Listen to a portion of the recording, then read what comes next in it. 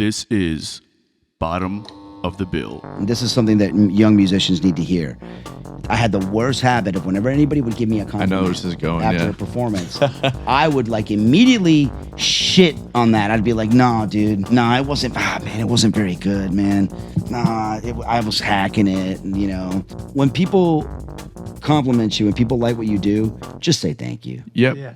Just say thank you, man. Because you're like devaluing what you're telling them that their opinion is shit. Exactly. And they don't know what the fuck they're talking Exactly. about. Like, that's so rude. They're trying to build you up by saying, hey, something you did affected me positively. Exactly. And you're shitting on them. Yep. Like, don't do that. It has served me personally as an improviser. The idea of intentionality, like playing with intention. Yeah. And it's like the intention behind what you're doing is often the most powerful part. Totally. It's way more powerful than the mechanics of what you're doing. Like, I'm literally trying to like just put myself into the moment. It's a mindset. It's like a thing. It's like I'm trying to like, you know, telepathically get you involved. Yeah.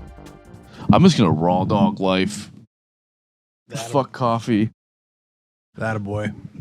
Welcome to Bottom of the Bill, everybody. This week we got Juan Rollan, or Juan Rollan, as most of you guys know him. But before we get to all of that, we're going to do our weekly check-in. How are you doing, Chris? Well, I'm great. If not a little sleepy, but doing phenomenal. A little sleepy. Put some pep in your step there, bud. That got me.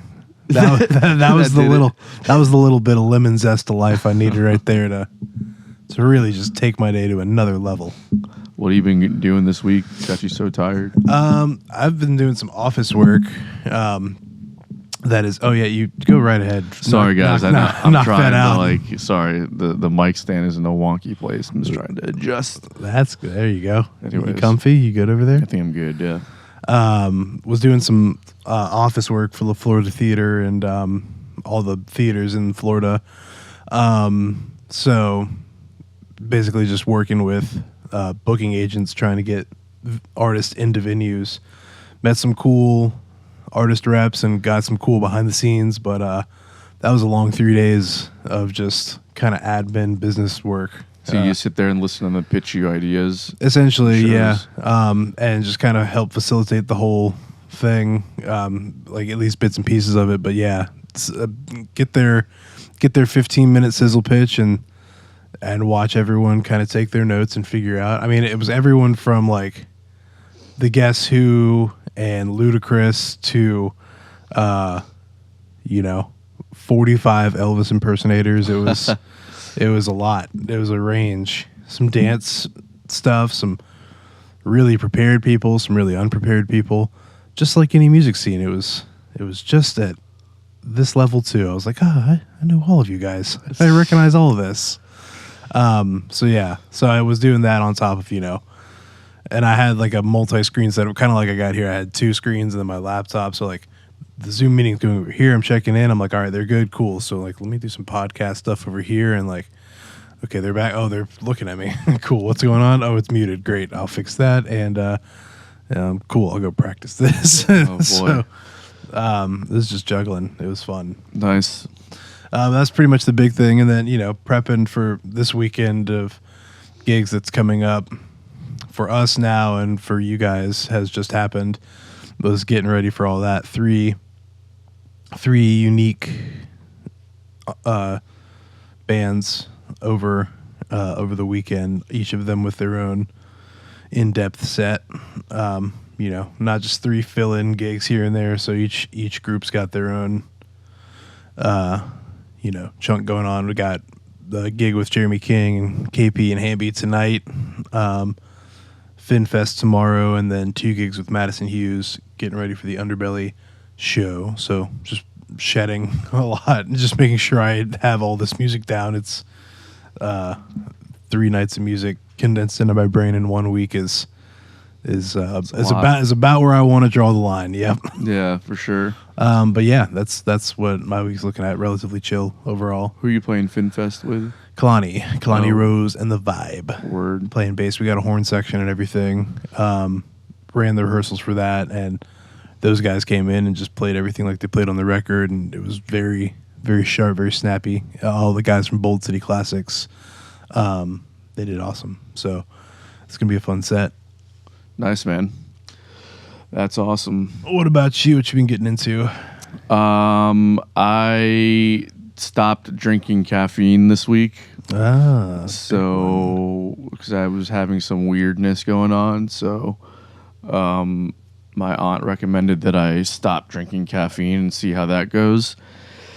And what a catastrophe it's been for my productivity, I'll tell you that much. the society built off caffeine and productivity. Yeah. And here we are. I'm just like I don't know. It's just I think I'm just going through like a crashing period. So I've just been tired and lazy all week. So I'm just trying to get back into the swing of things. I've been like slowly getting. Like I took basically a week off of the gym last week because I hurt my hip when I was doing the sparring stuff. When I was like the fighters at the Muay Thai gym. There's 3 of them that were prepping to go to a fight down in Miami this weekend, which I'll have passed by now. So we were like doing rounds with those guys. We went in on a Saturday morning and we did like a fight night or a fight camp kind of prepping thing. Uh-huh. And so we did like 3 hours of just straight sparring, just rotating sparring the whole time, and it was pretty intense. And I like messed my hip up, so I couldn't. I was just taking precautions and taking a week off from the gym. And then this week, I've been trying to get back into it, but with the lack of caffeine in my life, I've been having a hard time getting back into the swing of it. So I'm hoping next week I can get back into the swing of it. I've gone to Muay Thai twice this week, and I went to the gym once, but that's like not a good week for me. So Yeah. so I'm just trying to get back into it with that. I had some gigs over the weekend. Played with Dustin at Prohibition Kitchen, which is cool. How'd that go? I saw some videos. It was a packed house. He works down in St. Augustine, so he had a lot of people come out to support him. Nice. So it was like a room full of people that were like, into it. And then, so that was cool. We had Ramos and Aaron playing with us, and we had some like harmonica player, Steve, who I don't know. Yeah, I was going to ask about that. Some just dude from the audience, or? No, I mean, Dustin knew him. I guess he was supposed to jam on a few tunes. He ended up playing the whole time. So, but he was pretty solid. Kalani came and she sat in for a tune. Nice. And yeah, so it was cool. That was really it. Now I'm kind of like, I don't have a whole lot of gigs in the books right now, so I'm just trying to fill my calendar with stuff. Yeah, find some more places to go and get at it with. Yeah. So that means people can call you for some work if they're listening to this. They just be like, Anton Laplume, he'll come paint your kitchen. No, he'll come. I won't do that. But nor do you want me to do that. As you can see by the fantastic job we did in the welcome podcast to the studio. What was I gonna say? I mean, I'll take. I'm still like I'm still at a point where I'm just not going to do gigs I don't want to do. Yeah. So like I've had a couple offers and I'm just like nah. Slap a 0 on them offers. Get this guy working and paid, yo. Yeah. So Anyways, that's what's been going on this week. Yeah. We got wait, hold on. Before we get to that, what your release? What's going on with Alchematic stuff? That's right. So I guess the first single, "No More," will be dropping. If you're listening to this now, it'll drop on Friday, the 22nd. The music video will also drop. We did some. We just went and worked on kind of the finishing touches on the video production stuff. So that's looking great. And it's going to all be out. You'll see some more stuff online this week. It'll be like the kind of final push to get it in front of your eyes and get it in your brains to remember to go out and check it out and stream it. So that'll be out Friday. And then the next single, we'll announce that date next week. So it's all moving. It's all getting there. Cool. Hell yeah, it's exciting, man. Appreciate it. It's looked so ready for this to be out. It's unreal. Yeah, I know that process can be grueling. Yeah, but it's exciting, grueling. But it is like, just like, did I remember to do this today? Okay, yes. If not, Someone will let me know. This is coming out is one way or another. Yeah. But it's coming to the world this Friday. Cool. Stream it, yo. Hell yeah. I'm actually meeting with Rick after this to go start to finish up my songs. Nice. And strictly acoustic EP, or maybe it's an album, I don't know, 7 tunes.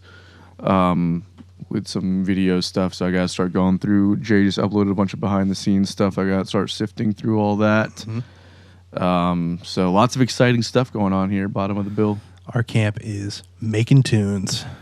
All right, so Juan Rollan this week on the podcast. For those who don't know, he's a phenomenal sax player. He's just super talented and insightful musician. I thought this episode was really fun.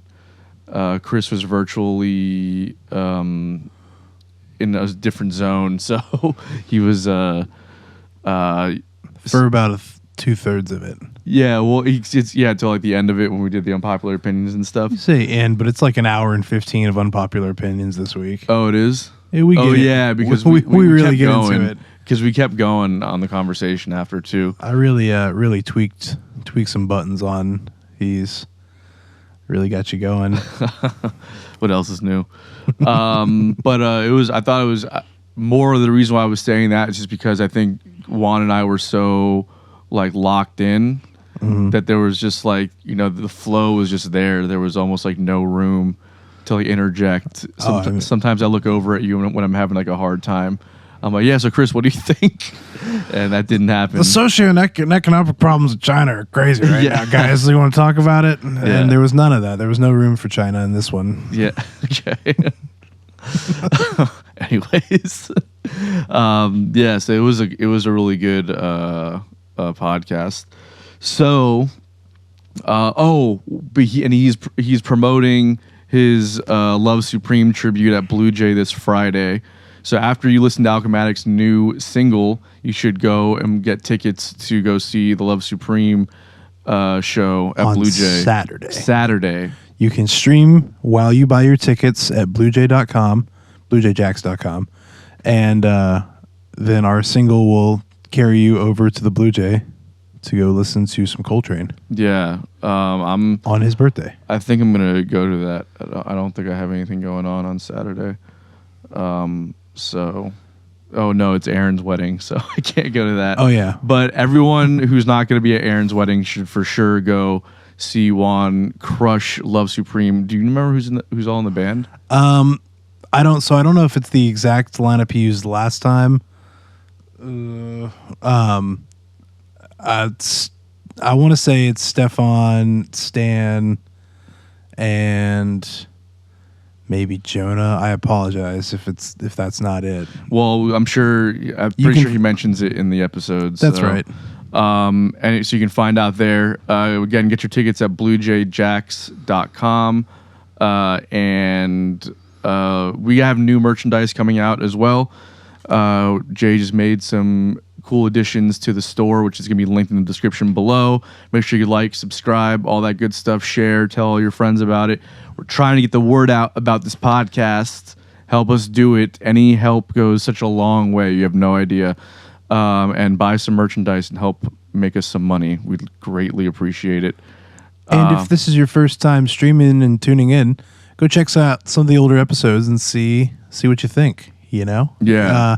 Let us know what you think in the comments. Also, it goes a long way. Let us kind of the direction you want to see you go. All that good stuff. Yeah, we're here for you guys. All right, guys. Well, enjoy the episode. This is Bottom of the Bill.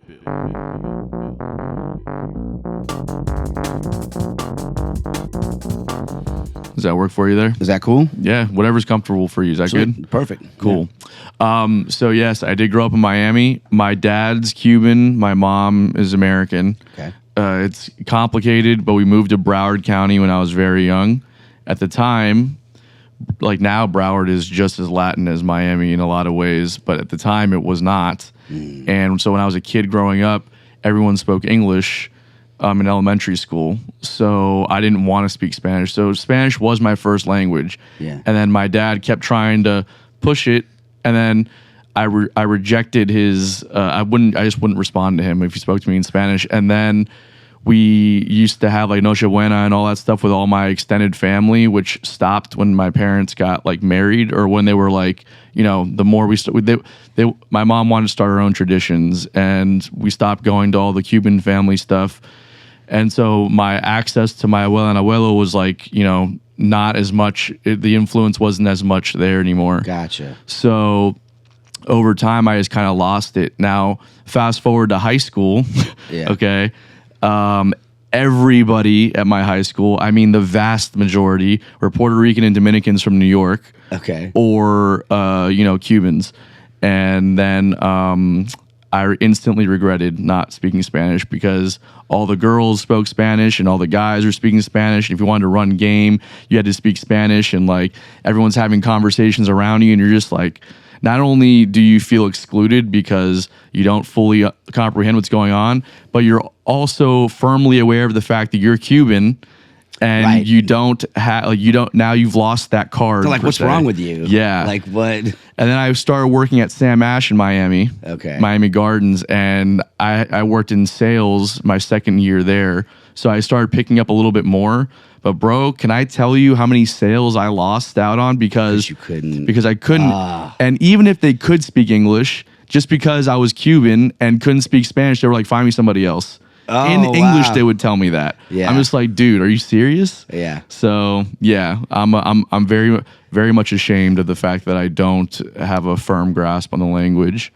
I mean, I wouldn't be ashamed. It's just circumstantial, like. But there's a part of me that especially as I get older and having grown up to predominantly Latin culture, I do feel a bit of a responsibility to be somewhat of an ambassador for it, especially when I go to other places Right. that don't have as much of that influence. I like to bring my perspective of it to other places. Sure. But when you speak to other Spanish speakers, then you kind of lose a little bit of that edge, because it's like, well, you might be aware of the traditions and a lot of the history, but you don't speak the language. Right. So I'm like, all right, man, well, I'm sorry. Fuck Yeah, me, right? totally. Totally. I mean, I've got into the habit of just, because I'm sure that you're very similar in this way, where you understand what people are saying to you. Yeah, more or Somebody less. can Yeah. be like, blah, blah, blah, and you're like, you know it. I You can know pick what they're up some saying. stuff. Yeah, yeah. It's the responding. So I've just gotten into the habit. I've just like humbled myself to the fact that like, okay, I didn't grow up in Miami, right? So I wasn't around. We would only go to family functions a few times a year, where my abuelos were all speaking Spanish, and my uncles and my aunts and everything, they were speaking Spanish. So I would pick it up just that way, sort of organically, whenever we would go to Miami. Right. But I've just gotten into the habit of I just ask, because I respond as best as I can, and if I feel like I'm tripping up, I'm always like, ¿Cómo se dice?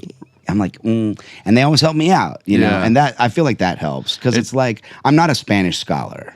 I'm obviously I'm far more adept speaking English. That's my native language is English. So I don't feel bad about that. Did your parents not speak Spanish to you in the house? It's they didn't, because I mean, I figure, because they were brought over as children, both sides of the family defected in like the 50s. Okay. In the late 50s, early 60s. Nice. You know? And so like they got here as children.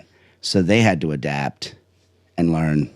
They had to speak American. Right. It's so funny, man. So my dad came here in 1961, and he was like 6 years old or something, 7 years old. And when, I'm sure your parents had a similar thing coming up in the 60s and 70s, where, across Florida, like segregation was still happening and stuff. Big time. So my dad had a similar story in the sense where when you were out in the world, you spoke English, because as long as they thought you were white, you're solid, right? Now, at home, though, it was strictly Spanish. So my dad kept all the Spanish, right? I mean, he's not he's not a scholar, but he can fluently carry a there's no, it's in him ingrained. Yeah. Now that he's getting older, and my stepmom's Venezuelan, so they speak a lot of Spanish in the house. I even noticed now that he's getting older, he reverts back to Spanish a lot, because it's just what's ingrained in him. Sure. But yeah, like he has no accent. and he had the long hair, the hippie thing going on. He was like, nope, I'm American. Yep. Until you start talking shit about me in Spanish, then I know everything you're saying. I know everything you're saying, exactly. Did you ever come across that when you were younger? Yeah, I mean, I would say so. Like my parents are exactly the same. You know, there's no accent whatsoever. Yeah. You know, they're fully integrated into American society and culture, and yeah. It's so interesting how you kind of had to like wear that cloak, you know, because it was like there's really no safe haven. Like my dad had the issue of like in his neighborhood, he grew up, like he was living in Hialeah at the time. Hialeah was not all Latin. Hialeah was all white. You know, was it? Oh yeah, when in the early '60s. You know? Yeah, of course. So yeah. like he was because they hadn't yet gotten like the huge influx of refugees. Right. You They know? had their first influx in the late 50s, early 60s, and then there wasn't another big one till the 80s, you know, the Mariel boat lift and all that. Right. So it was like so he would get harassed by, you know, the people on the way to the bus stop, and he got jumped a couple of times. But then at school, you know, in the 70s when they desegregated, you know, he went to Miami Central High. And that was the first year they desegregated, and then he was getting attacked by the black gangs. So it was like they're getting it from all angles. Yeah, it was like where do we fucking Yeah. I guess I don't know. I just won't speak Spanish. Then I'll listen to rock and roll and call it a day. Exactly. You know. Exactly. Yeah. So, can you speak to a little bit about your I guess the background of being Latin and how it pertains to your influence as a musician? So my dad he's the music fan of the family, and I grew up in a house with him playing records. You know, he's always had a turntable, and but it's interesting because he loves Latin music. I feel very fortunate that like growing up I got like a pretty eclectic mix of influences just based on what he was listening to, but he always had a particular fondness for jazz music. Okay. And some Latin music. He was really into like Latin jazz, a lot of like Tito Puente. Yeah. You know what I mean? But he also I grew up listening to like, he's got like the original Thriller vinyl, like I don't know if you've seen the vinyl where you open it up and it's like him like with a tiger. I don't remember that. Oh, no. it's so cool, man. Yeah, so like a lot of MJ and anything you can think of.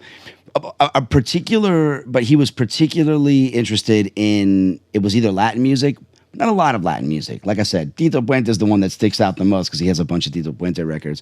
But a lot of black music, man. He loved just a lot of like rhythm and blues, and like Motown. He was super into that stuff, and jazz music. That was like those were his things, man. Like soul music and jazz music. That's awesome. So that I think seeped in more than anything, But yeah, as far as the Latin music thing, what's interesting is that when I linked up with LPT, when LPT sort of started to become a thing, I to this day I tell people that like one of the things I'm most grateful for LPT is that like I feel, because I didn't grow up in Miami where every other radio station is salsa or some variation of Latino music. Right. You know what I mean? I didn't grow up around that. And so I felt like LPT kind of like plugged in this sort of cultural gap, more or less, for me personally. Yeah, totally. It was like from the downbeat of the first rehearsal, I was like, it was weird because, and I do feel like there's like I think there's some genetic shit going on with music, dude. Cause like it's in there. Like the Caribbean is in my blood. Both of my parents are from Cuba. So like there's a thing. And when it started and when we started really like becoming a thing, it just felt so natural to me. And it felt like, oh, this is what I've been missing. It's like my musical life is now complete. Right. LPT, I feel like really made me feel that way more than anything. But, I say that, but then I met Billy Gilmore a few years ago, the bluegrass master, and I was like, oh, now my musical life is complete. Like, who would have thought? If you'd have told me like 6 or 7 years ago that like I was going to be into two things. I was going to be super into like bluegrass and super into like electronic music, I'd have been like, dude, get out of my face. I don't like that shit, dude. It's just a bunch of dudes pushing buttons and whatever, and like bluegrass, just a bunch of hillbillies doing bullshit, you know? Like I was so ignorant. So I feel like, you know, yeah, it's just always a journey, man. I'm becoming more and more of like the sort of like musical mutt in a way. I mean, obviously, I feel like the instrument that we choose to play largely dictates, you know, like the music that we get into. Yeah, 100%. Right. Like if you're a guitar player, most kids that like start on guitar, dude, you start with rock and roll. Yeah, I was rock and roll. Or blues. Yeah. That's where you start. Totally. You know what I mean? And if you're a saxophone player, naturally you're going to start with jazz. Right. Because I mean, of all of the recorded musics, that the jazz idiom is the one that you can hear the saxophone most prominently, you know? So it was just sort of a natural thing. I mean, I happen to like it. It's not like, well, I play saxophone, I better play jazz. Right. I love jazz, but it just happens to be that way. Yeah, it's more of like there's also more of just like a collegiate kind of aspect to it, right? Or academic, where like a lot of people pick it up for the first time in like high school or middle school, and they stick with it like through college, and then it's like they probably don't discover their love for the instrument until like late high school, college, and then they're like, oh wait, yeah, this thing is like amazing, and then you go to college and then you do all that stuff. The way in which it exists, it's still it's more or less unchanged, right?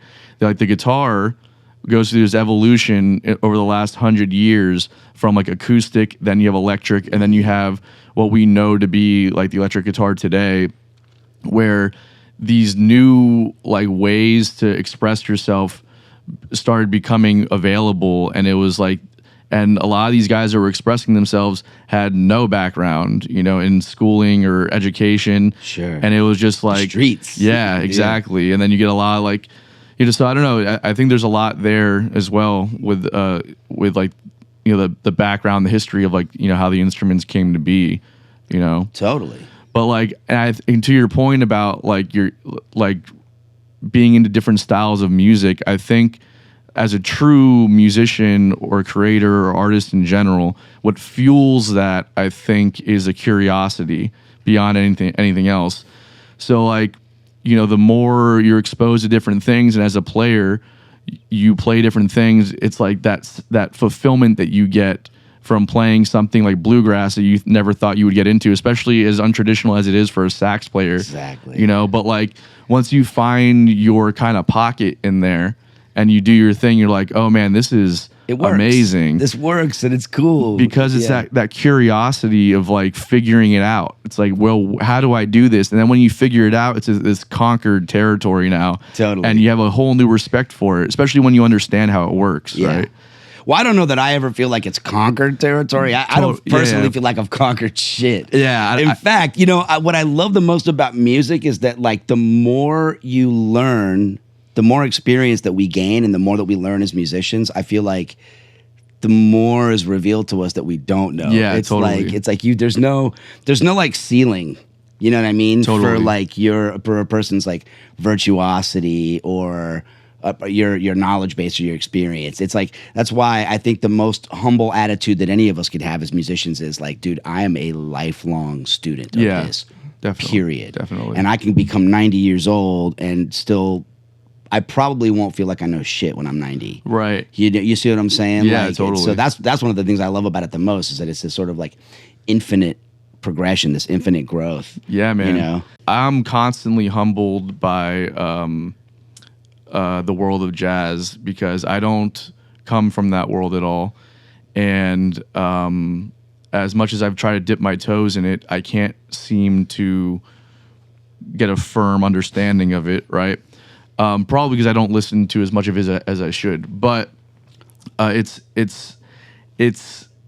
what for me keeps me like just that desire to try and like find a space or like implement some of that language into the way that I play, that keeps me thirsty. I think, you know, it's such a mind fuck for me, that dude, genre. It's a mind fuck for all of us, dude. It's when I see guys like you, or when we saw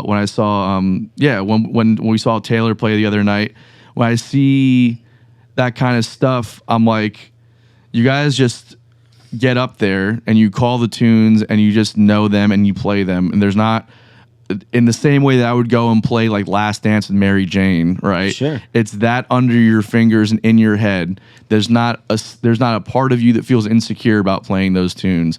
And to me, if you know them, if you know them, yes. know 'em, yeah. And that's what's so magical to me about it. It's like, yeah, you know them, but there's such a technical side to it because there's a lot of changes happening at once, and there's a lot of like, you know, there's movements that you have to be aware of and how to like.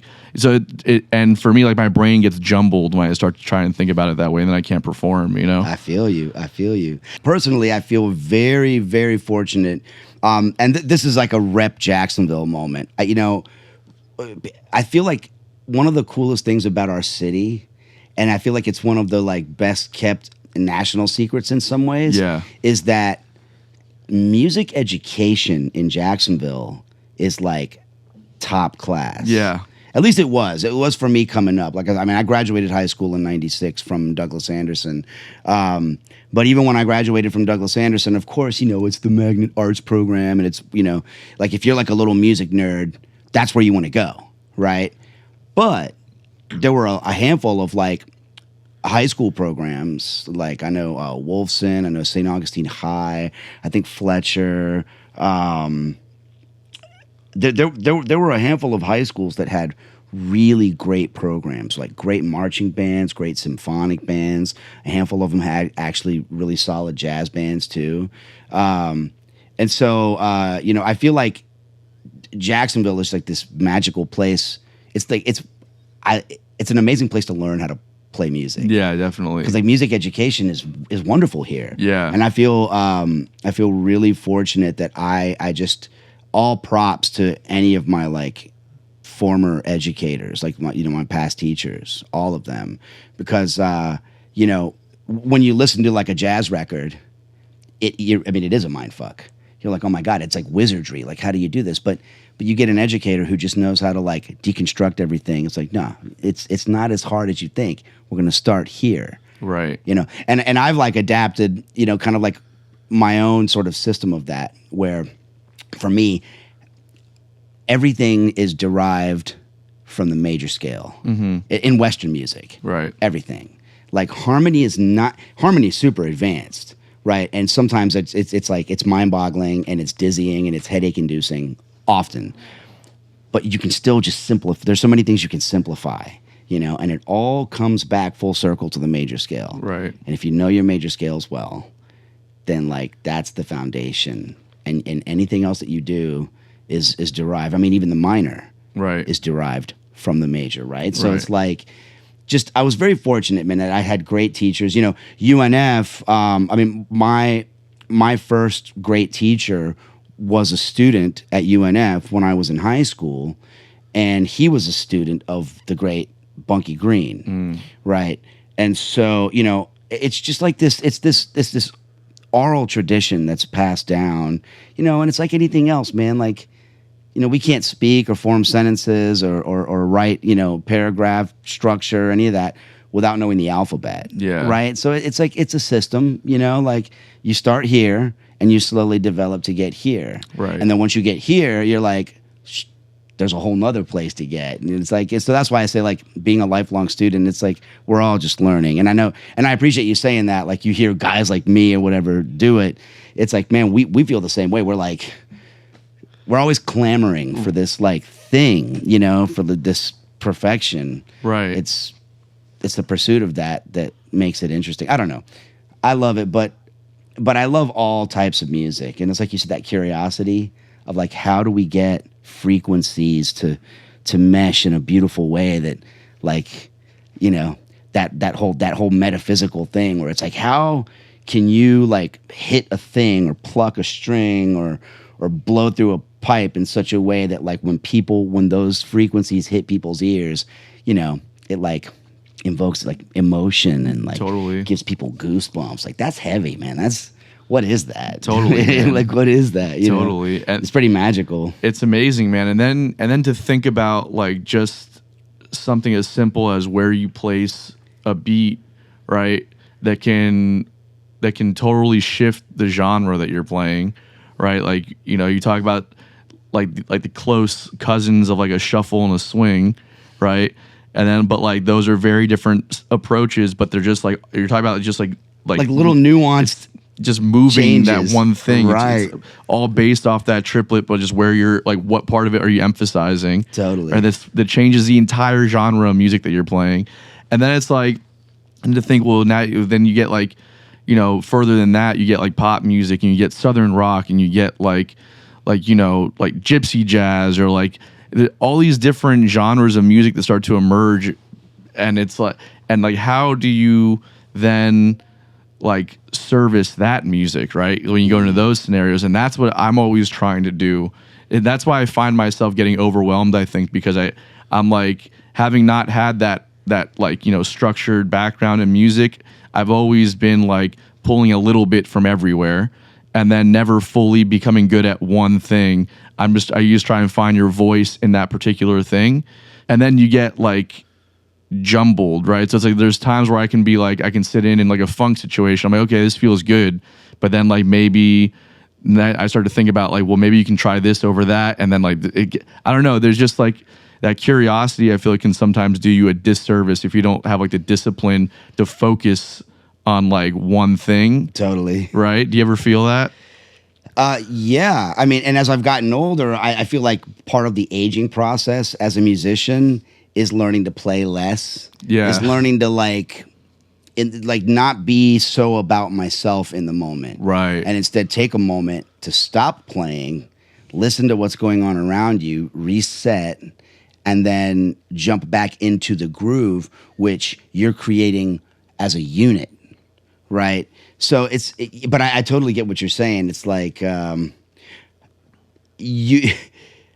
I guess that's the nature of experimentation, isn't it? Right. Like sometimes you're going to succeed and sometimes you're going to fail. Yeah. And that's just the nature of the game. And it's especially true for somebody whose craft is like improvisation as a career choice. Right. I mean, that's like my whole career is responding to responding to music happening around me, you know. I've just crafted this sort of like this niche for myself of like improvising, just listening and responding in the moment to what's happening around me. Right. And so just over time, I've learned like, you know, when we're younger, when I was a young aspiring jazz musician, it was like me. It was like, oh, let me dazzle you with my technical prowess. You know what I mean? And like, and it's just the age kind of tempers that ego out of you ever so slightly to where it's like, okay, this whole thing I'm starting to understand is not about me, but it really is about us. It's like about what can the four of us do as a unit. It's not like, granted, rhythm section players are accompanists in those moments for soloists. Mm-hmm. That's true. That's the role. Like a piano player has to comp the changes, you know, of the tune. But it becomes like this greater thing when it becomes more interactive, where the soloist is like, okay, this isn't just about me. Like if you hear the drummer do like a little like fill or a pattern or something where you can like jump off of, and sometimes like that'll springboard you into doing something with him, like a collaborative thing in that moment. It's like a democracy, really. Yeah. It you know what I'm saying? It's like, it's a conversation. It really is. I mean, like that, like. But we don't think that when we're younger. No, not at all. We're like, oh, listen to this bird lick I just transcribed or whatever. You know what I mean? And there's so much to that process though that's important too, right? Because then we figure out, like, in those experiences, we have to try and figure out where to place those things, because those licks do have a purpose. They exist. So like finding out what that purpose is important, but like going through those growing pains, I think, is where you figure that out. Where you have band leaders either turn around and be like, what the fuck are you doing? I know. Or you have like, or maybe you bomb so badly that you just realize like that was not good and I need to not do that anymore. Right, but like you have to have those growing pains and just trying to put shit in weird places, totally, until you find out where it makes sense. You know. Yeah. Well, for me, like jazz music, I this is something that I preach more and more when I'm teaching like camps or like my private students or anything.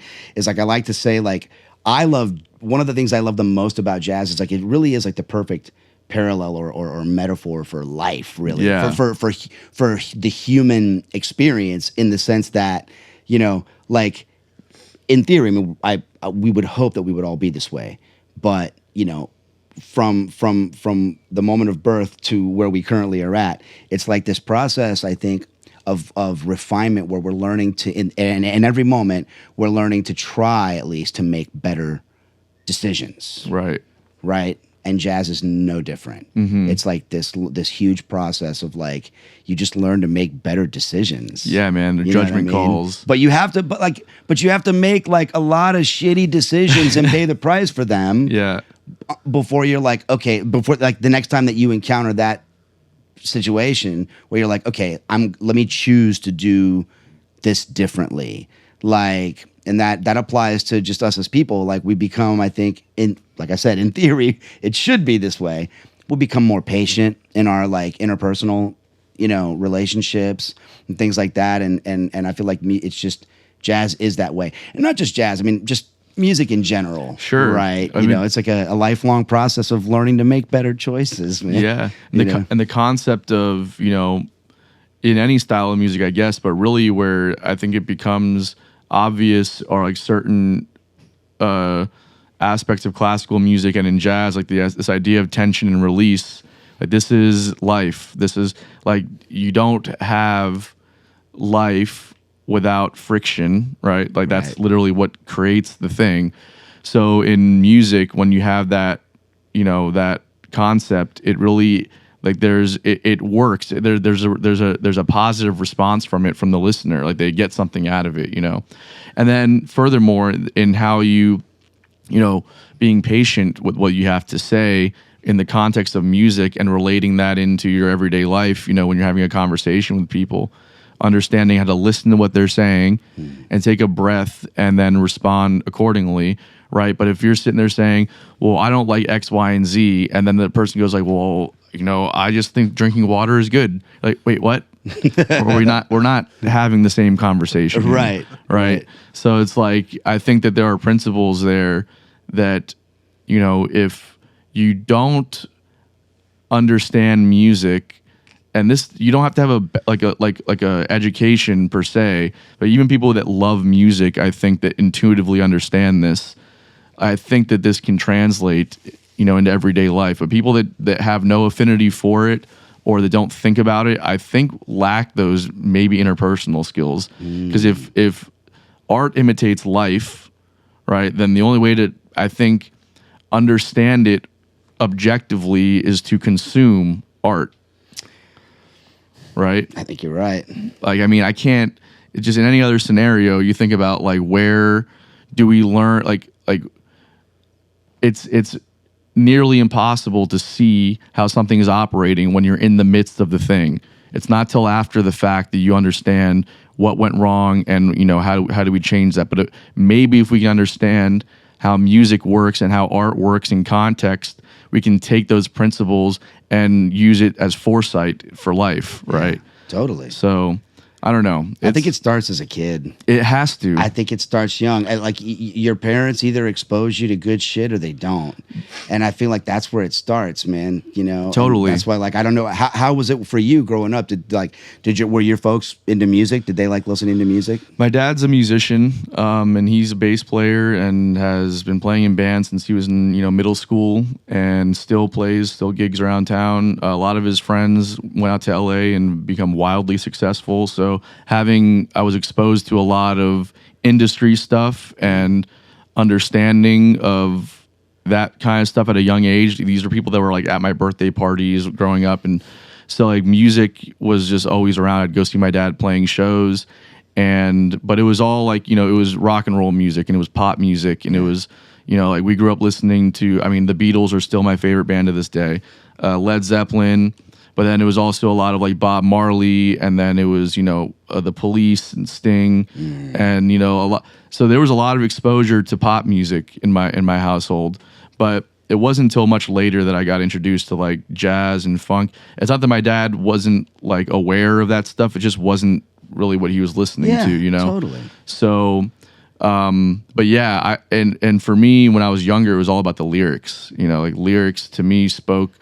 I carried all this weight, man. Listening to 10 Years Gone by Led Zeppelin, or you know, like anything from like Hendrix, or like just I would like pick apart these songs, and then when I was in high school, I got into hip hop, and it was a fucking rap, dude. No pun intended. Yeah, right. But like I would be, it ruined me. I was on the computer at school in my computer class looking up hip hop lyrics to like Tupac songs and like Eminem songs, and just like trying to understand how they were putting these words together and like the meaning behind everything. Sure. You know, Yeah. and it was a rap after that. Like I became obsessed. Yeah, I mean, it's.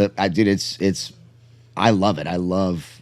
Especially old school hip hop. I mean, I am 46. So, Yeah. you know, like I love old school hip hop for sure. And even a lot of the modern hip hop is pretty cool. Like I love J. Cole, and I love, you know, obviously Kendrick. And, Sure. And we were having a conversation last night about like how my recent obsession with Harry Mack. Yes. Who's a completely off the dome freestyle rapper and the best to ever do it. So I looked him up last night briefly, and I realized that I have seen him before. He's gone viral on TikTok like a bunch. Yeah. Doing like all like he's on the like the boardwalks and like, you know, the city, like, you know, whatever, just like talking to people and be like, hey, just give me a topic, and then he just starts going. He's impressive. He's wild. Yeah. He's wild. But yeah, like as an art form, that's amazing. I mean, now here's what's crazy. As long as I've loved hip hop, right? As long as I've loved it, you know that or specifically, let's not even call it hip hop. Let's call it rap. Yeah. Because in the 80s and the 90s, we were still calling it rap music. Yeah. People weren't calling it hip hop. Right. At least not in that I remember. I never knew until like a few years ago, dude, that rap actually was an acronym. For what? Rhythm and poetry. Oh. It's a fucking music podcast. I've never known that. Dude, I was mind blown when I heard that. I was like, whoa, holy shit. That dude. is wild, bro. Yeah, man. So who were some of the people you were listening to coming up? Well, I mean, so you know, I grew up in a pretty conservative household, right? So like it had to be, you know, it was like the family, the bubblegum family rappers like Kid and Play and MC Hammer. Yeah. But I was really into like raw bass and then as I got a little older, I got into like Big Daddy Kane. I was really into Big Daddy Kane. And then I got into like Far Side. I was kind of all over the place.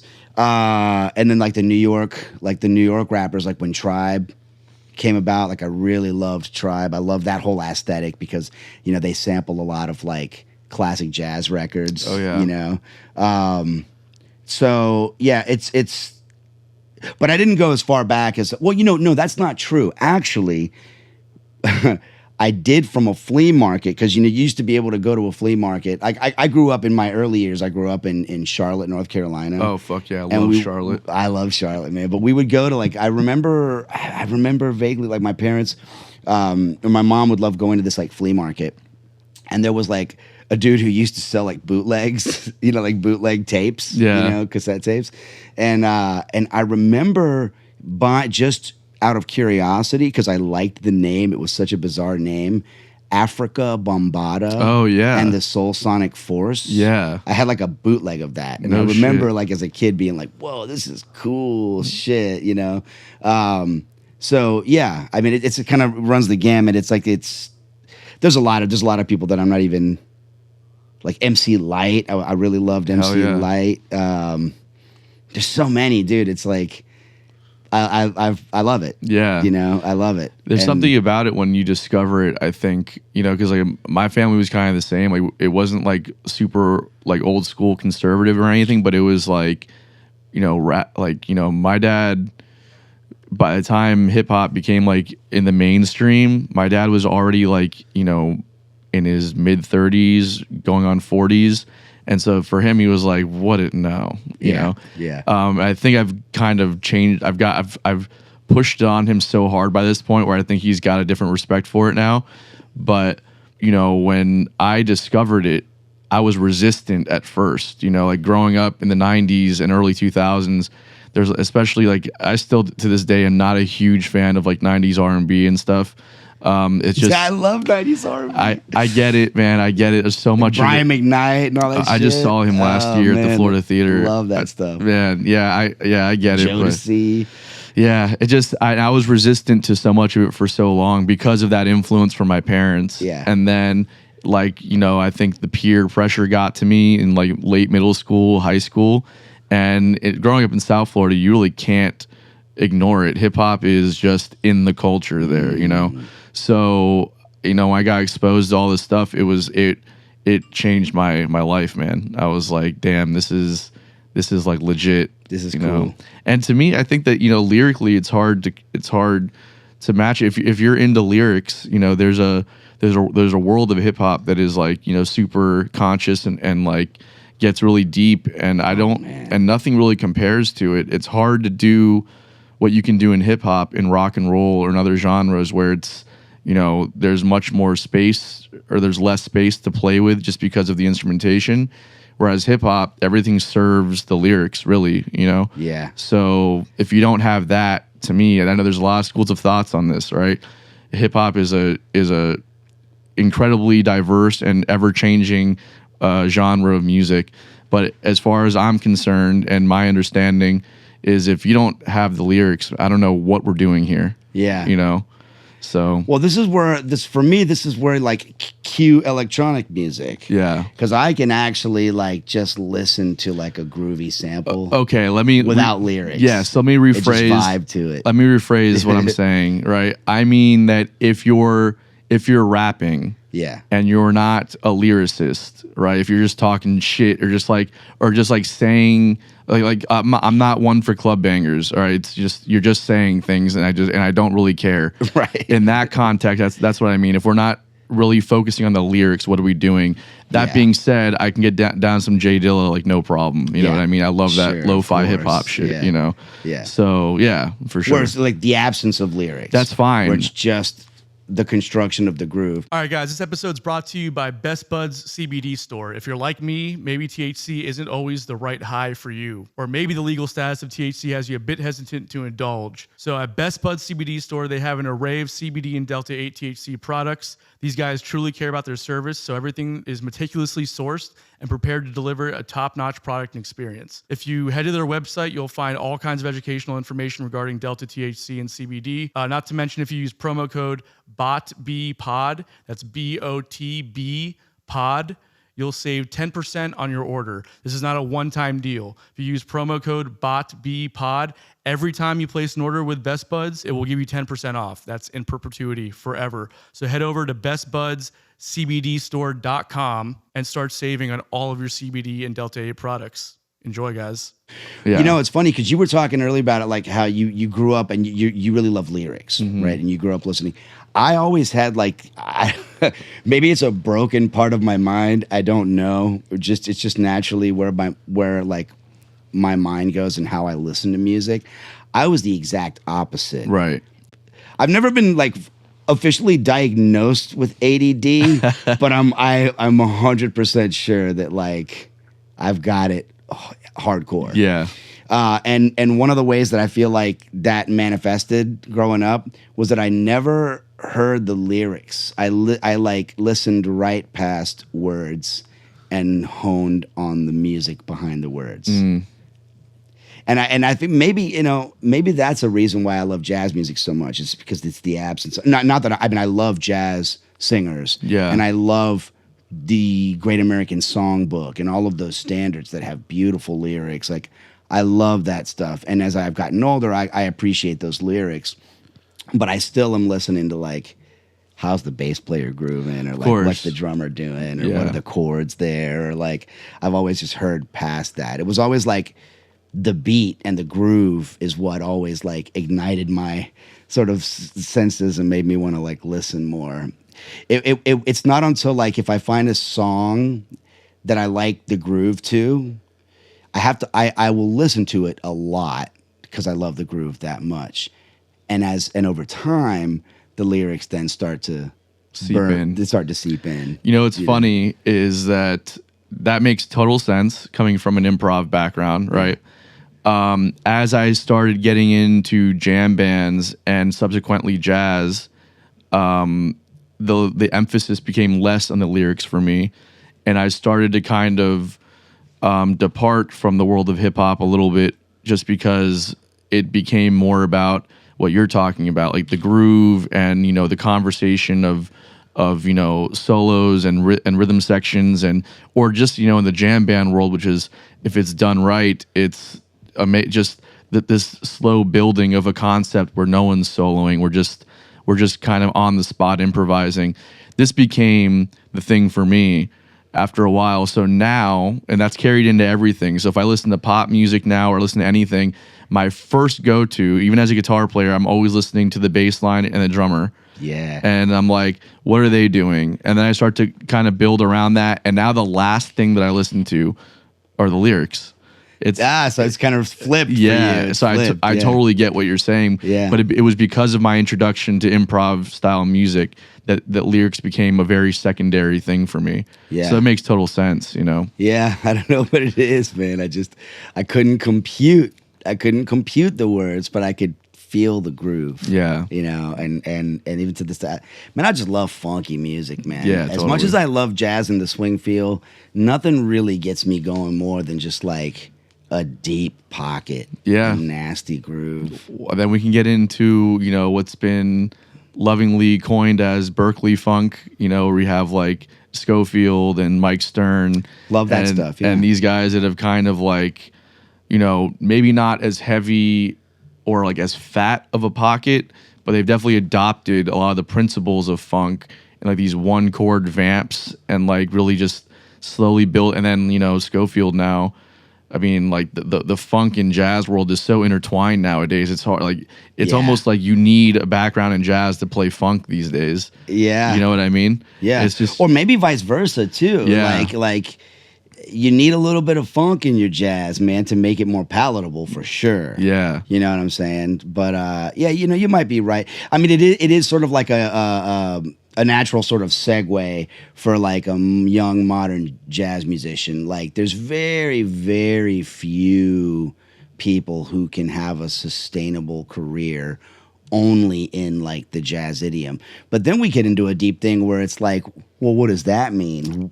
What is jazz, and all that stuff. And it's like, I mean, man, I would say jazz more so than any other music that I know is like, has so many subgenres. Oh my God. Like it has more subgenres than I feel like any other like musical style. This is my biggest problem with jazz, and why I can't seem to understand or even know where to begin with learning this stuff, right? Because you talk to guys, they're like, well, really you should go back if you really want to get a firm understanding and be able to, maybe a more approachable learning to the music, is go back to the Dixieland stuff like Louis Armstrong, Yes. And then you're like, okay, sure, but then you listen to it and you're like, this isn't what I want to learn though. I don't like this. Right. Right. And then it's like, okay, well then you can go into like bebop and like hard bop and stuff. And then you're like, okay, but this is way too advanced.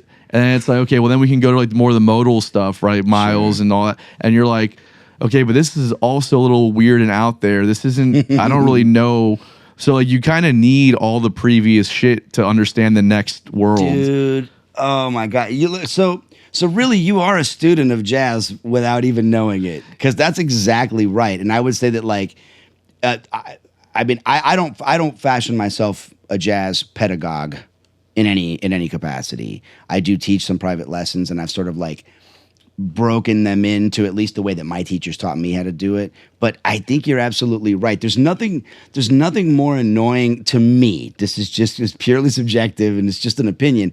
There's nothing more annoying than listening to some like fiery young player who you don't hear the history in their playing. Yeah. For me, it's like I want to hear the history. And even that's hard to explain. Like, what does that mean? What do you mean by you want to hear the history? It's like, I don't know. I feel like you can tell when a cat starts in like way back when he goes way back in time. Totally. Right. There's a phrasing, you know. There's a phrasing, and man. There's like quoting of certain, And it's all very nuanced. Yeah. It's like little nuanced distinctions, man. Like for a sax player, like just the ability to like scoop a note, you know, like, and if you're a saxophone player, I feel like you're doing yourself a tremendous disservice if you start with Joshua Redman and Chris Potter without checking out, you know, Lester Young and Coleman Hawkins, Sidney Bechet, people that like, we're talking about like from the 30s to like maybe the late 40s. Like there was a style of phrasing that sort of got lost in translation over the years. Right. But when you go back and listen to it now, like there's like an elegance to the way that they like phrase. It's like this voo, voo, voo, voo. It's like this beautiful thing. It's hard to describe it. You don't hear a lot of cats do it. It's all this like angular weird shit, which I love that stuff too. The nerd in me finds that stuff compelling. Yeah. But like the lover, the romantic in me loves the elegant, like lilting, beautiful thing. You know what I mean? Like, I don't know.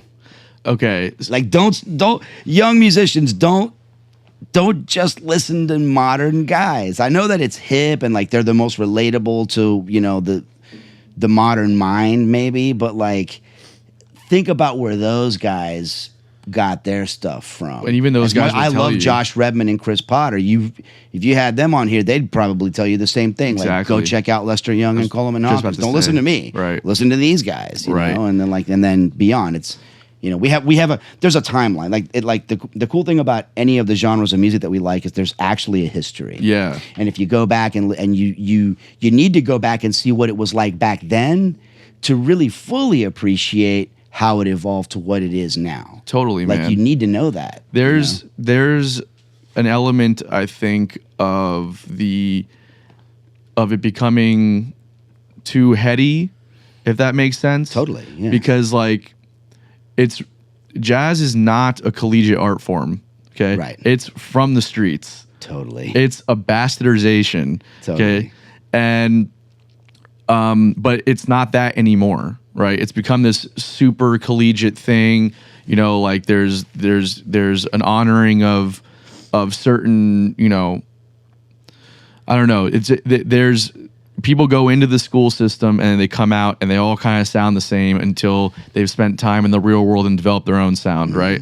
Whereas, you know, when jazz was first kind of forming in like the early 20th century, there's first not really a huge point of reference for things. It's just kind of like bastardizing pop standards of the time. Yeah. And then before you know it, jazz kind of becomes the next pop thing. So then it's like now people are competing to stand out in this genre that's now becoming so popular. So like they're not only are they trying to develop their own sound like as an instrumentalist, but they're trying to put on their own show, right? They want to be band leaders. They want to, you know, compose their own music, and they want to stand out in, you know, these nightclubs that are like, you know, where it's all happening, and it's super competitive, you know. It can be, yeah. You know, especially the younger you are. Yeah. Because our competitive spirit, I mean, I feel like it's really raging, and when we're younger. Yeah, well, and more specifically at that time, just because of the stakes at that time, right? So I think because of the stakes and because of how kind of new it was, like people were really innovating in a way that where there was really something to lose or something to gain, That's right? fair. Nowadays, because not only has it gone through this kind of structured thing now, but also the stakes are so much lower because it's not pop music anymore. Right. So people don't really see it's kind of what we were talking about last night in towns that aren't super musical, where you see people just kind of submitting to the thing that's easy to do because that's just what the opportunity is, right? So like you stop innovating and you stop pushing the envelope because you don't see where the payoff is. It's a lot of work. It's a lot of sweat equity to not see anything come after it or to get any recognition for it, right? Tell me about it, dude. Tell me about it. I don't actually put myself in the jazz musician box. I don't like to call myself one. People hear me play jazz when I go to a jam session because I know a handful of tunes and can sort of like navigate, those that style and those tunes. But it's been a long time since I considered myself a jazz saxophonist, and I just now, because it's like we were talking about earlier, I love all these different things. Right. So it's like I feel a lot more comfortable just being like, I'm a musician. Yeah. I'm not a jazz saxophone player. I'm a musician, period. Because like any genre is just one tiny little piece of the puzzle, of the music puzzle. Totally, and it's like music is this sort of like global, infinite, collaborative human energy that you can't just put in one little thing and be like, this is the best music or this is music. It's like, no, I mean, it's all music. Every culture has its own thing, and but what I do like about modern, I don't want to say jazz, but modern music is that and I find a lot of it so compelling. And of course, the industry's not going to force feed this stuff to us on the radio, the stuff I'm talking. I like to listen to stuff that you are not going to hear on the radio. Yeah. I like doing the deep searches for like new sounds that are not going to be popular with the masses. Totally. You know what I mean?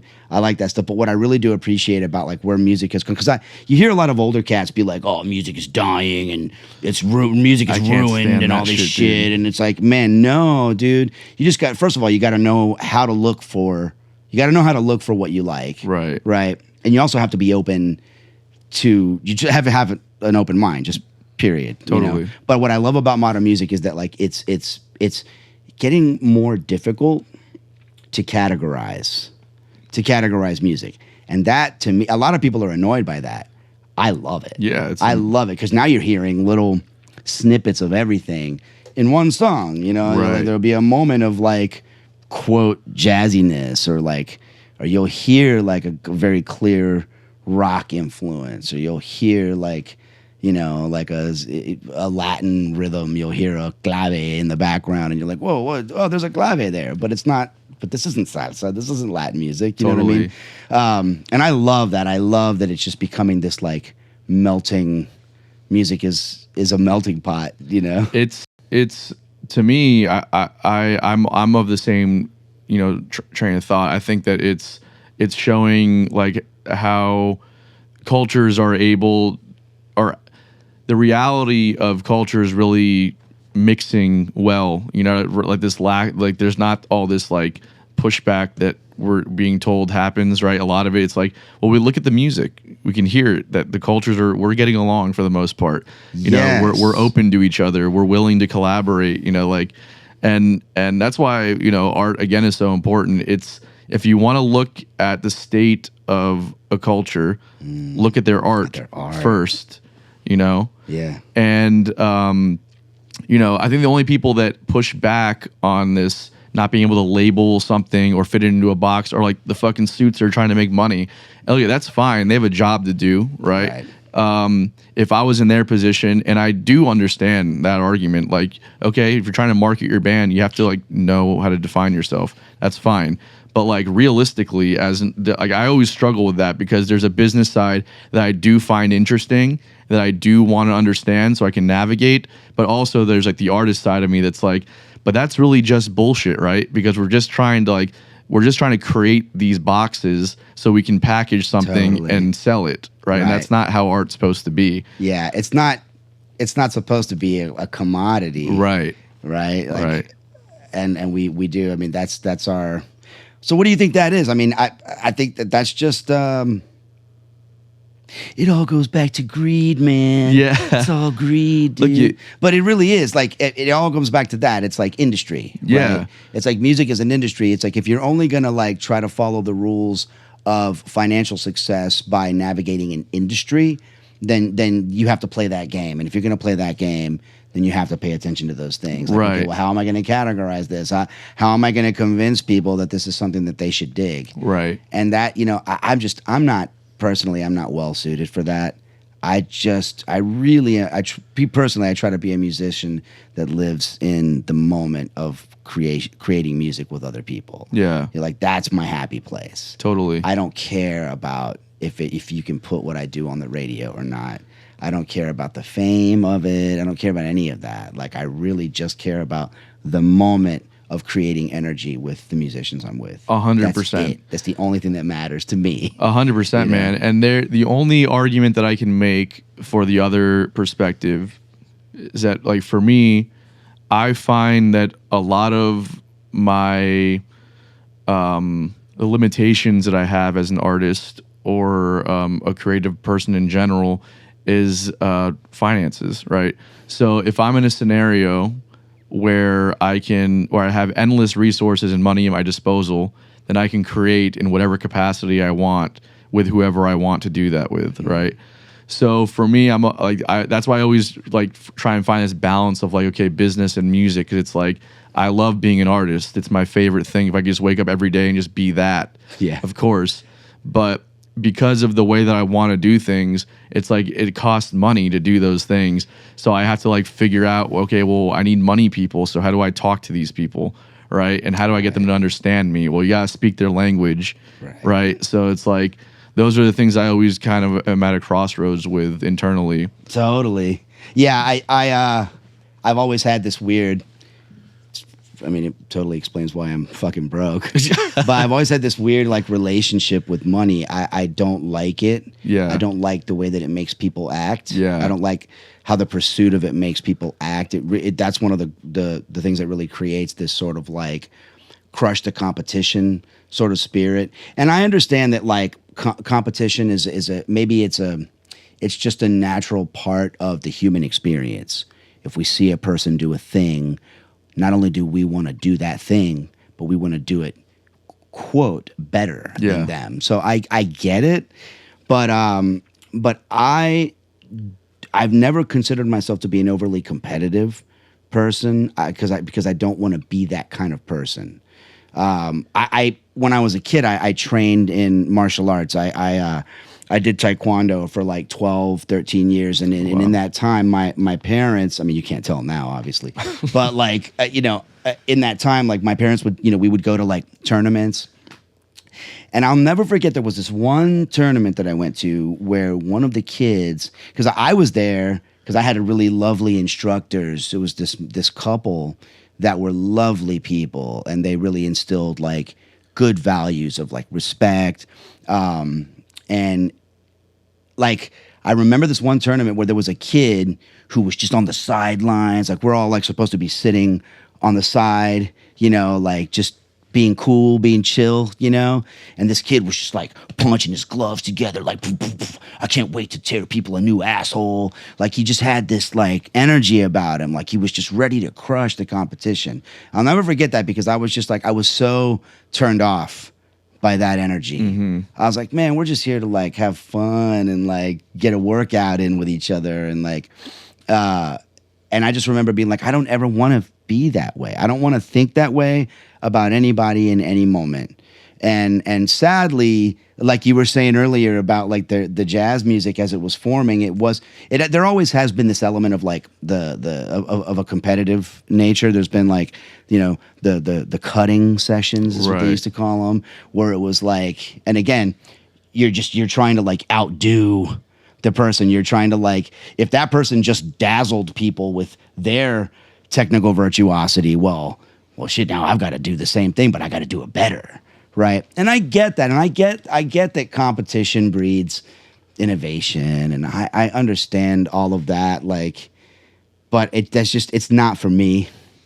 The hippie in me is just not into it, man. Yeah, totally. Like, I'm like, nah, man, like, let's collaborate. Let's not compete. Let's collaborate and make something beautiful together. And I think that that's also a viable approach too, because I think that competition can be healthy, but then it can also like reach a tipping point where now it's just destructive, right? Yeah. Like now you're just an asshole. Yeah, exactly. Who wants to crush people? Exactly. If that is your thought going, and Elliot, I've been guilty of this in my younger years of like thinking, that guy sucks, or like I could do better than that. But as I've gotten older, I'm like literally the last thing that enters my head is I could do better than that. Like what I want to do is either I'm looking at somebody, I'm like, either I want to try and be as good as them, or I understand that they're not where they need to be yet for whatever reason, doesn't matter. But like, there's no judgment entering anymore. Now it's just like, okay, well then just get up and do what you do. Get up and just do what you do. And because that's the one thing that nobody has on you is they're not you. Yeah. Nobody is as good as me at being me. Exactly. And with that approach, it's like, okay, then we can look at competition differently. We can look at competition as a way to bring the best out of each other. Right. Because again, you can't stop me from being me. You can't do it. Exactly. So how can we work collaboratively to make each other better? Well, a little bit of healthy competition doesn't hurt anybody, right? And then before we know it, we've collaborated and we've competed, and now we're both better, and there's a product because of it, right? There's an outcome. Yes. Right? And the outcome is not destruction. The outcome is something we've created together. Totally. You know, and that to me is like where competition and collaboration work at its best. At its best. You know? Well, I was telling you about, you had Bob Reynolds on here. Yes. And Bob Reynolds is my oldest and dearest friend. And when we were in high school together, because we both, like I said, we both went to DA, and we got there at the same time. We got there both in 10th grade.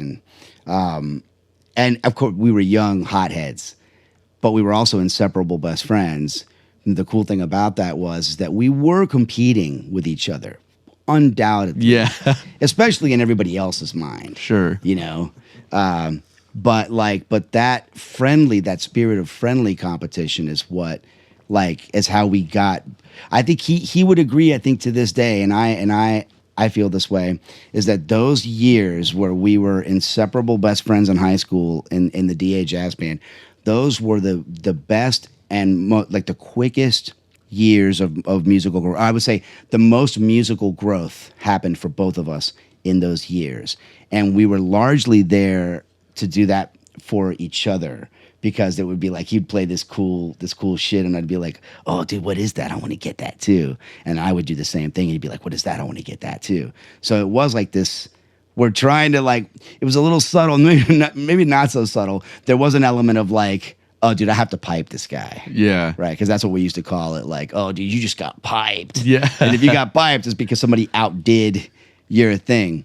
It's hard to quantify, because you're right. Like, you want to allow people to be themselves. And obviously, like, in the moment of creation, in the moment of expression, it's you. Like, you're giving people. Now, whether or not your expression it comes out and it's based on like work that you've done to be able to express in that moment, that's where it gets a little dicey, because it's like, you know, there is a system. I mean, every instrument, for example, like there's a system. First of all, the instrument itself is a system. It's a system. It was designed systematically, like, you know what I mean? Yeah, totally. It's a machine. It's a thing. It's a tool that you have to learn how to manipulate. Right. Right. And so, I mean, and you know this. There's a lot of repetition slow repetition that has to be done before you're capable of expressing in an effective way, right? But Chris Pod, I don't know if you know who Chris Pod is. Yeah. It is, I mean, literally one of the world's greatest saxophonists and just musicians, period. But like somebody asked him, I don't remember the exact question, but he came through UNF. He was there with like the Dave Holland Quintet back when I was in school, and or was it September? Well, anyway, he was doing a clinic, and somebody asked him about like the development of technique, because his is arguably other fucking worldly. I mean, this guy is just crazy. His technique is crazy. And somebody asked him something to the effect of like, how did you develop that technique? And like, how do you, it was a real generic question. Like, how do you do what you do? And I loved his answer. His answer was like, well, he's like, what you have to remember is that like your technique only has to be as good as the music you want to play.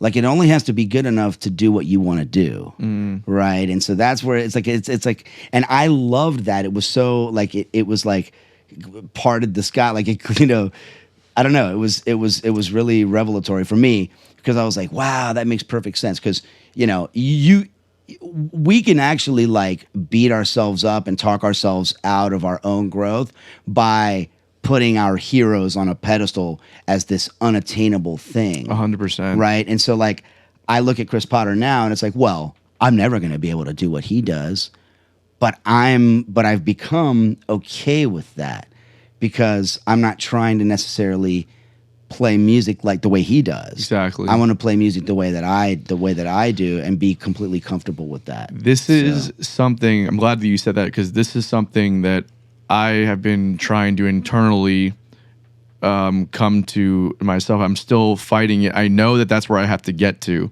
but I'm still fighting this because, again, so much of me admires these jazz guys for, not just their level of talent and skill, but the work that they've put into their craft, that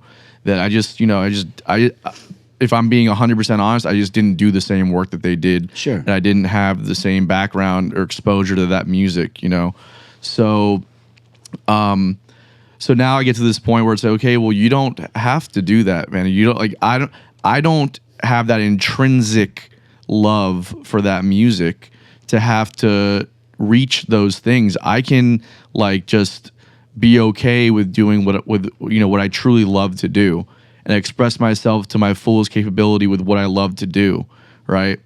So this is the reason that's in my head and that I've learned to understand. But then there's that impulse still of being like kind of still holding on to a bit of my youth where I'm like, no, but you have to be like, people have to look at you and say, that guy, that's the guy that they want to be, right? And it's like, I have to get that shit out of my head. Yeah. Because that's not fucking real. Right, exactly. It's like... That's ego. Yeah, it's ego. You know what I mean? And those are the things... And that's just, if I'm being totally honest with myself and everybody in the room, this is like what I grapple with on a regular basis.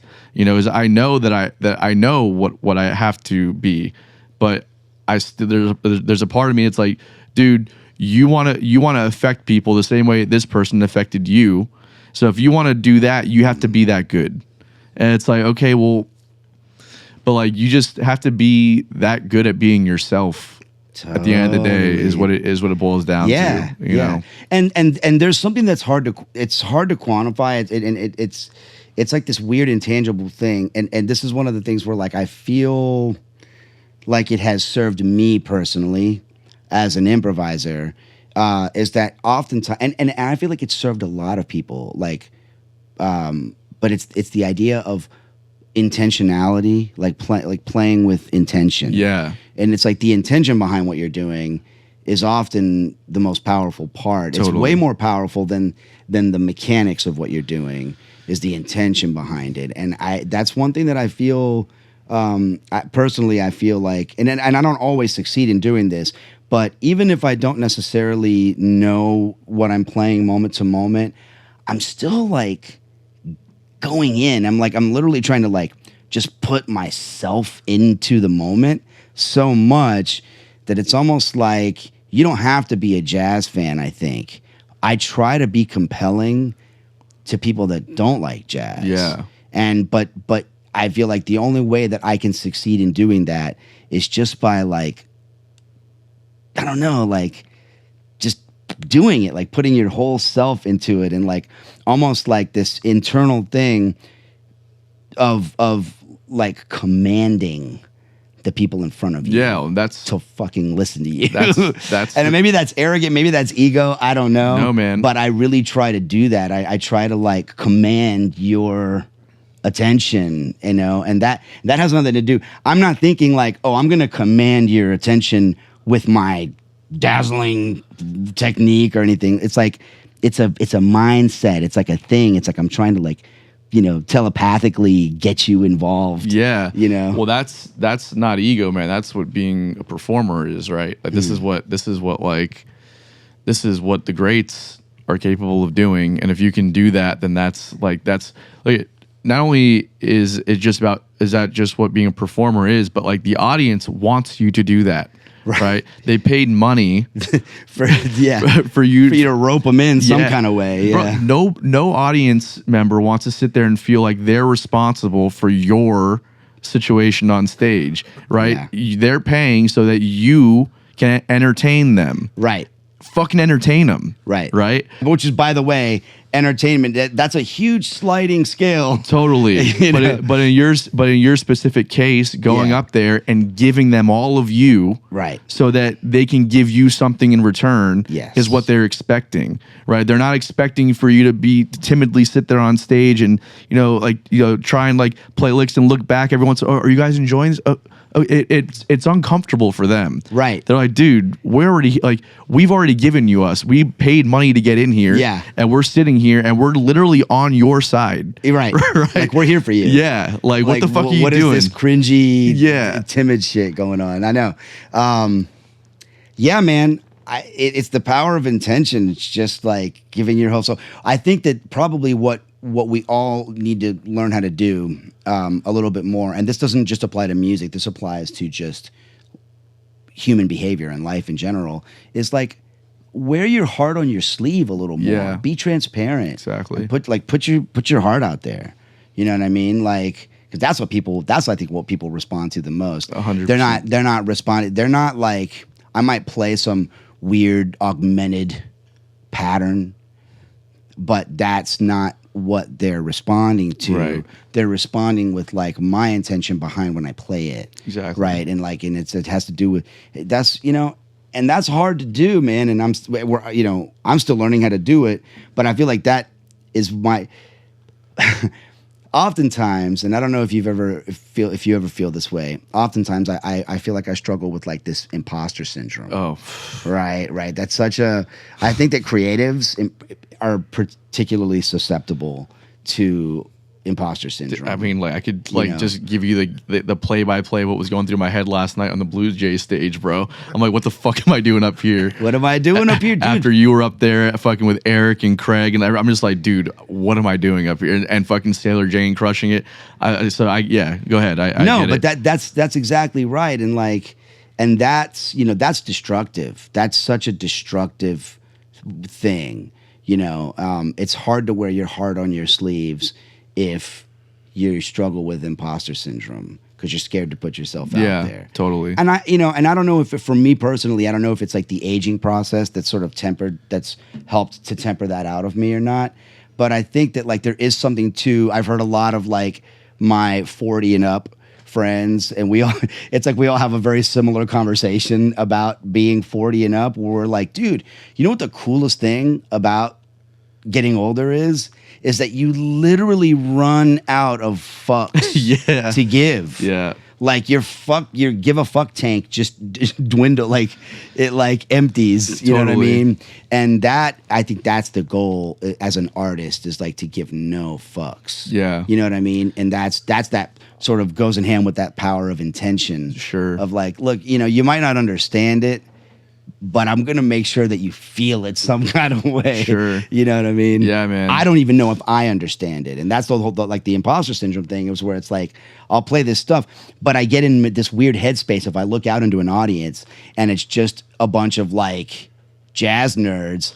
I get really in my head about it, because we all grew up listening to the same shit. We idolize the same legends in history, right? So we're all like hyper listening to each other, like, oh yeah, what kind of cool thing are you going to play there, and who are you going to channel in every moment? And that's where it really creeps in. Yeah. Which is why I don't enjoy playing for like jazz audiences. Just musicians in One general. of the things I love about or just really just about musicians in general, but one of the things that I love about like a place like Blue Jay, for example, Go Kara. I love the Blue Jay listening room, because she's got like this. It's just like this revolving door of clientele that they're not jazz fans usually. They're just people that want to go out to a listening room and have like an experience, yeah. And I love playing for them. I love playing for like people that aren't jazz fans. Yeah. Like another example of that would be like LPT.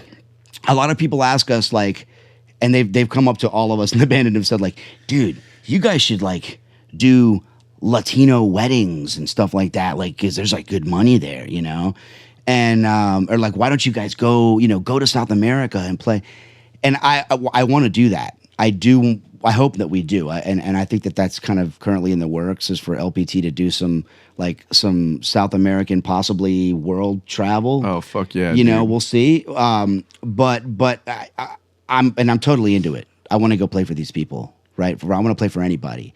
But I've found over the 8 years that we've been together as a band, I've found that the most fun that we have and the most fun audiences are like not Latino people. Yeah. They're not. It's like the 30 and younger, like millennial, like White people.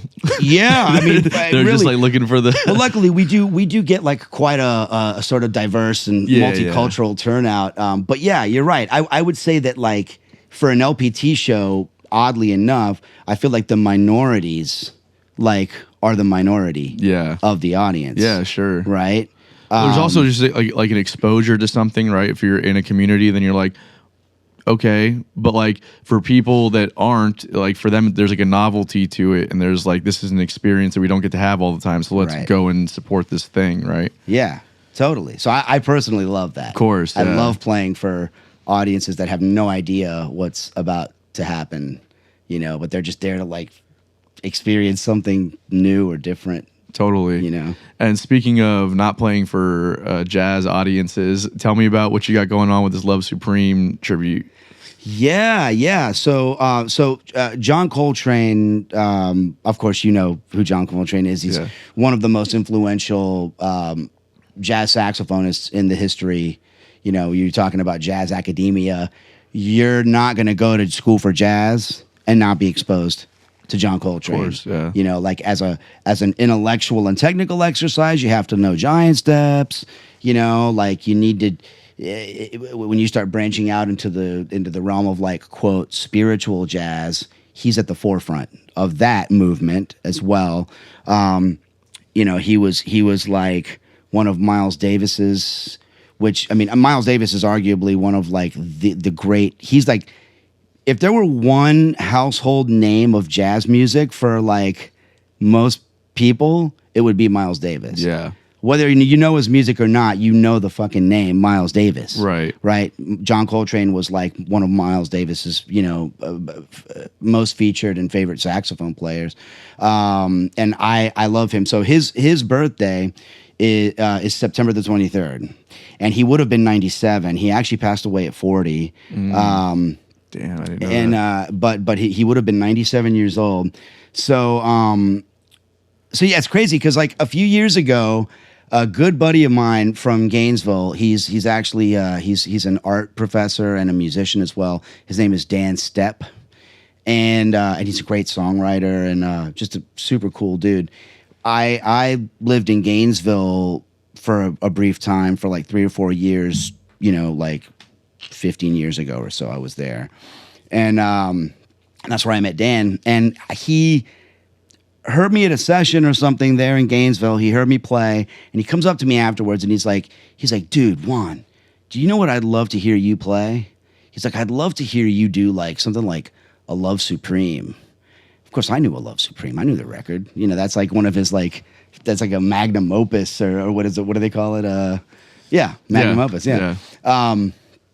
And so like, of course, when he said that to me, I was like, dude, there's no possible way that I'm going to desecrate or tread on this sort of hallowed ground of like spiritual jazz. I'm not equipped to do that. Why would I try that? He's like, no, man, I think it'd be killing. So it took some convincing, but he convinced me to like put a group together, and he actually put something together at Santa Fe Community College with their band director at the time. He reached out and he actually put together a concert of me doing a Love Supreme. You know, this was probably like 10 or 11 years ago. The pandemic throws all of our sense of time. It might have been longer, but I'm guessing like 10 or 11 years ago. Yeah, so like we did it. I did it, and it was a success. A lot of people came out, and you know, but I always try to tell audiences before we do it, I'm like, okay, like I say the same thing I'm saying to you. I don't want to tread on spiritual ground. This is our sort of humble rendition. He gave us this platform, in this suite, this 4-part suite, you know, he gave us, first of all, he gave us his most honest and beautiful spiritual expression of where he was at this time. And in 1960, was it 3, I think, or was it 2 or 3, where he recorded the album, he was actually sober. He had gotten clean, Right, I heard that. from a considerable like opiate addiction, right? And he was clean. And it's crazy because in the 60s on the Impulse label, you know, all of his Impulse records, a lot of his Impulse records, for the general listener, it's a little crazy. It's like crazy music. It's very, like, sonically, it can come across as like abrasive, really intense. It's interesting to me that his most, quote, abrasive, I don't find it abrasive, I find it beautiful and haunting and gorgeous, but it's interesting to me that part of his sort of like discography was when he was clean. Right. His music got, quote, craziest and weirdest when he was his cleanest. Right. Right. So yeah, I just look at it like it's this platform of because I obviously we don't know what it's like to be an African American male in the thick of civil rights. You know what I mean? Totally. That's not our experience. But we have, as human beings, we have our own version of like, you know, trauma response, right. and like just our own experiences, whether they be good or bad, that we're all sort of like channeling through art, right? Right. So that's kind of how I like justify doing it. I justify it by saying, like, you know, I have my own experiences to draw. I have my own shit to cry about. You know what I mean? And so that's sort of how I justify, quote, treading on the hallowed spiritual ground of that music. I'm curious, have you run across pushback on this because of the racial dynamic of doing the album? Because I'm curious as to what that is, like why, like, you know, because I feel it sometimes too where you want to pay an homage to somebody, and why we feel like we need an excuse to do something even though we haven't had their experience. Right. Why we need to feel that we need to do like that precursor or that kind of disclaimer, where it's like, you know, because I feel like it's important for us to respect where a music comes from. Sure, yeah. And jazz music from that era, I mean, that was a high intellectual black art. Yeah, totally. You know what I mean? Yeah. It was. And to say it wasn't is just ignorant and irresponsible. No, of course. So yeah. I definitely I don't look at it, for me it isn't some like Wookster sort of like, oh, let me preface this so that I don't get eviscerated. I see, okay. I don't care about that shit. You can say what the fuck you want, I don't care. Okay. You know what I mean? Because I'm gonna do me and you can do you, and if you don't like it, get the fuck out of my face. Yeah. You know, kind of Yeah, thing. yeah. So that's not why I do it. But I just inside of me, I feel like I know where it comes from, and I give it the proper reverence. Okay. And I give it the proper respect. Gotcha. That it deserves. Okay. You know, it's kind of like, I don't know. You just know where, and then it goes back to like knowing the history of something. Know the history of it. Know where it came from. And at the very least, just respect that. Now, with that said, I don't get into the conversation of, you know, like, I don't like it when, you know, either side, but because it is a music that's rooted in Black American history, I find it off-putting when people stand on a platform of like, white people have no business doing this. Yeah, of course. I mean, you know, like Wynton Marsalis is one of my heroes. He's arguably like one of the greatest and most adept jazz trumpeters to ever exist. And he has become, as he's aged, he's like an ambassador for like jazz education. He doesn't stand on the platform that he used to stand on as a young man, which really kind of was like white people ain't got no business doing this shit. Yeah. I don't get into that. I find that completely distasteful because I feel like the moment that you give something to the world, if they like it, it becomes theirs. Yeah, totally. Like, if that's how you felt about it, you should have made sure that music never hit my ears. And you know what I mean? Yeah, and it's also kind of like not acknowledging the fact that they were like early white jazz practitioners, like especially like Italian and people that were like, in like the 20s and 30s that were coming up in the same, dealing with their own version of oppression, right? That were coming up in the same clubs and stuff. So I just early America. Yeah, like to say that jazz immigrants in early America were all shit on. It was bad.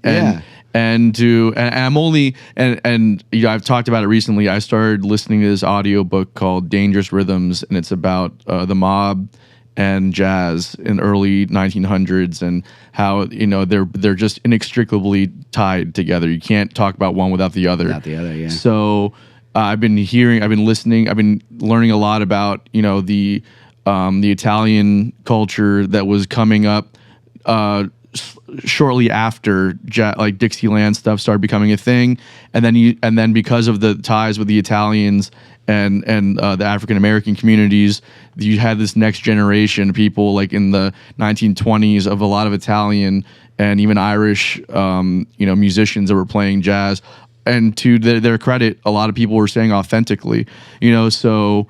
To deny that there was like anybody else but black musicians playing and being ambassadors for the art form early on is just, it's like a denial of reality as well. Right. I agree. And there were some there are iconic jazz legends from that era who were white. Yeah. And they got their flowers from the black community exactly. back then. So, the musicians, I would say by and large, we don't have a problem with it.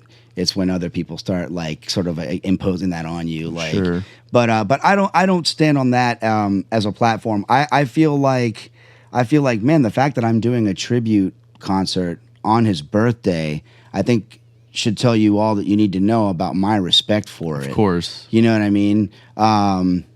And so, but yeah, so we're going to do it on September 3rd at Blue Jay. Okay. September 3rd or 23rd? I'm so sorry. September 23rd. Okay. Yeah, John Coltrane's birthday. And yeah, it's going to be cool. It's awesome. going to be, and the suite itself, the album itself is only 33 minutes. Yeah. So to get through all four movements is only 30 minutes, but I'm scheduled 8 to 10. Oh boy. So what we'll do is we'll play the suite.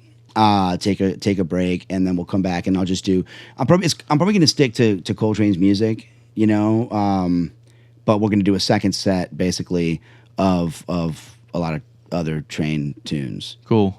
And mostly from that same era, from the Impulse era, because that's my personal favorite stage of John Coltrane. Is I like to think of it as the third and final stage. John Coltrane had, to my ear at least, there were three very distinctive periods of his voice, transforming. The early, and it's funny because you can actually go by the record labels that he was recording on through these three different periods, right? The early Train recordings, like what we like to call the bebop or hard bop Train. Really bebop. I'm gonna say bebop Train was in the 50s, in the mid 50s. He was a young man. He was on the Prestige label, Prestige jazz label. And a lot of the early Miles Davis records were also on Prestige. Gotcha. Right. And then now fast forward 3 or 4 years after the Prestige records were the Atlantic Columbia era of Train. Gotcha. Where it was still bebop, but you could start hearing the evolution of the language he was playing. It became a lot more flurried arpeggios and things, and that was the Giant Steps era. Okay. So there's bebop era Train, there's Giant Steps era Columbia Atlantic Train, and then there's Impulse Train. And they are pretty distinct from one another in terms of how he sounded, even his tone. And of course, like I said, by the time that he got to the Impulse Train, he was very. It was an aggressive sound, because it's all subjective, depending on how you define it. Totally. But I can see why people would think it was like aggressive, because it's not a smooth and warm texture often when he's really going in. Right. He's like, ah, you know what I mean? Oh, that's aggressive. Yeah. But I find beauty in that. Sure. You know, because I mean, like I said, you know, his experience, he was channeling. I can only imagine, right? I can only imagine how tumultuous it could have been for, you know, a 35-year-old African American male in the thick of civil rights. You see what I'm saying? Yeah. So like, he had a lot to lament. Yeah. You know what I mean? Totally. And he more so than a lot of people, like, you heard that lament, you heard that cry, you know what I mean? Totally. That expression of pain, but it was also like an expression of beauty, you know. And it's interesting. I'm be curious to ask you this. Can you think of like a piece of music that when you heard it brought you to literal tears? Like a piece of music that broke you down, that made you your most emotionally vulnerable, and you just couldn't help but cry. Man.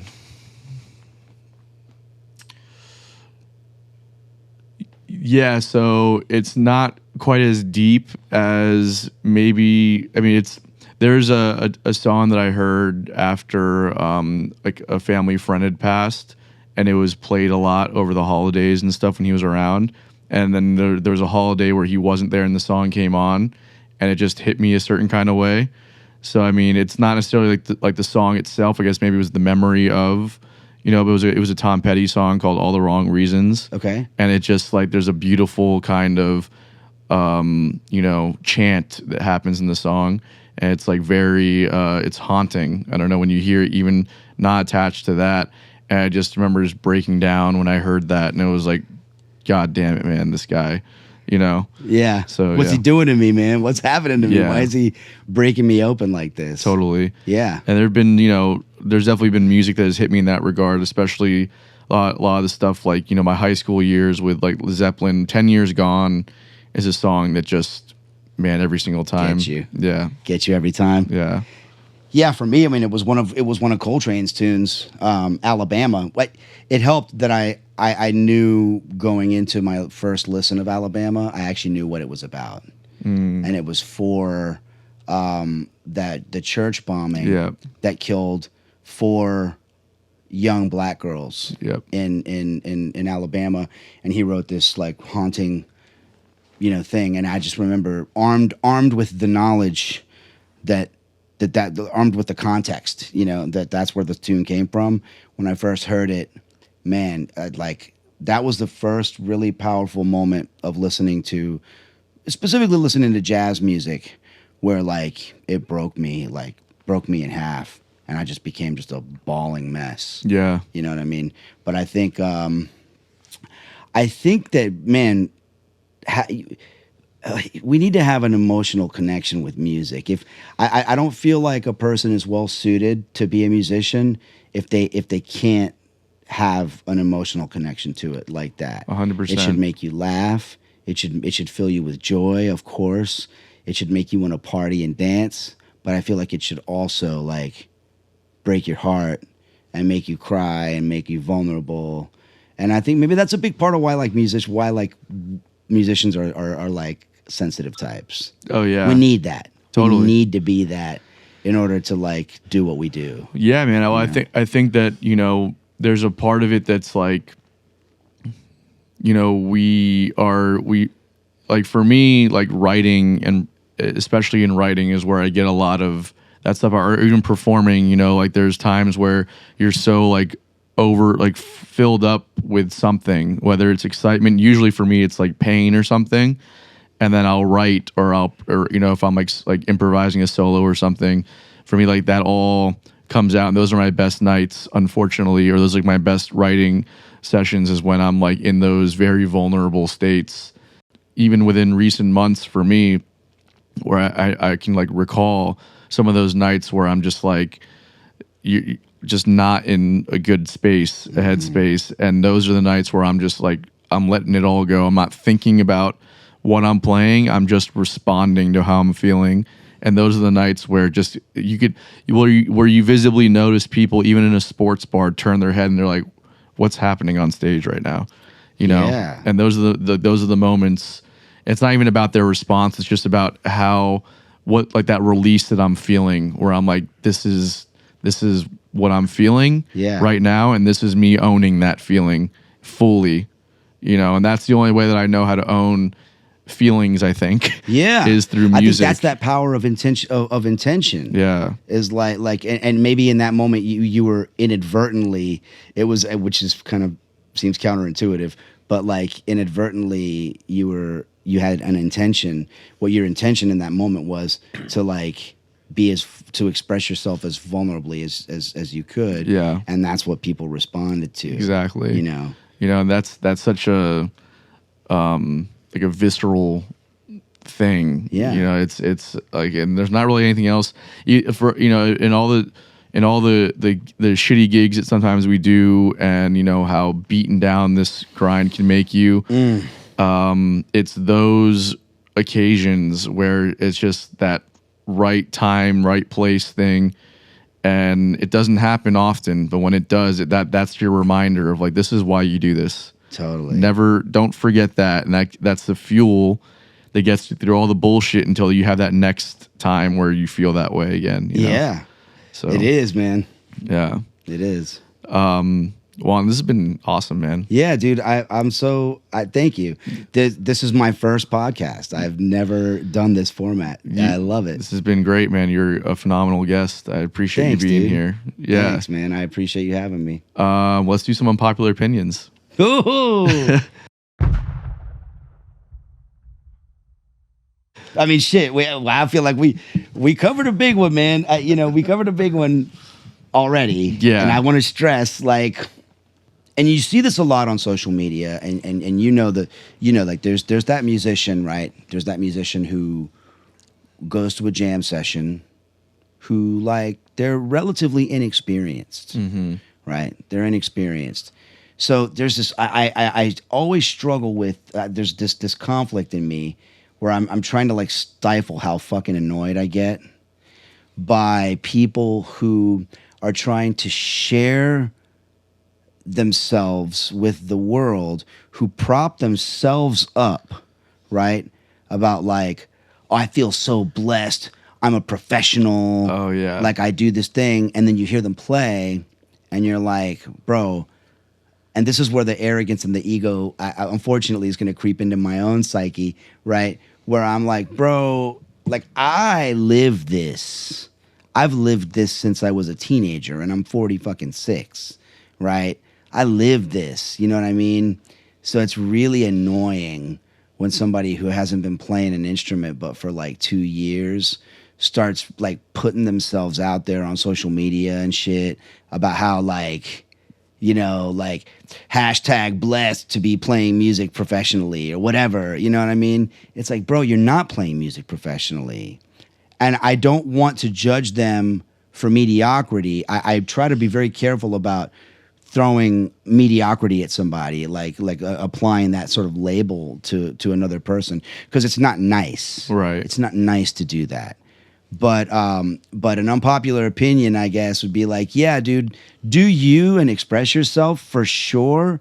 But it's kind of like taking something out of the oven too early. Yeah. You really want to eat something uncooked? Yeah. Oftentimes it's not healthy to do so. That's so true, man. You know, like, dude, fucking like practice your ass off.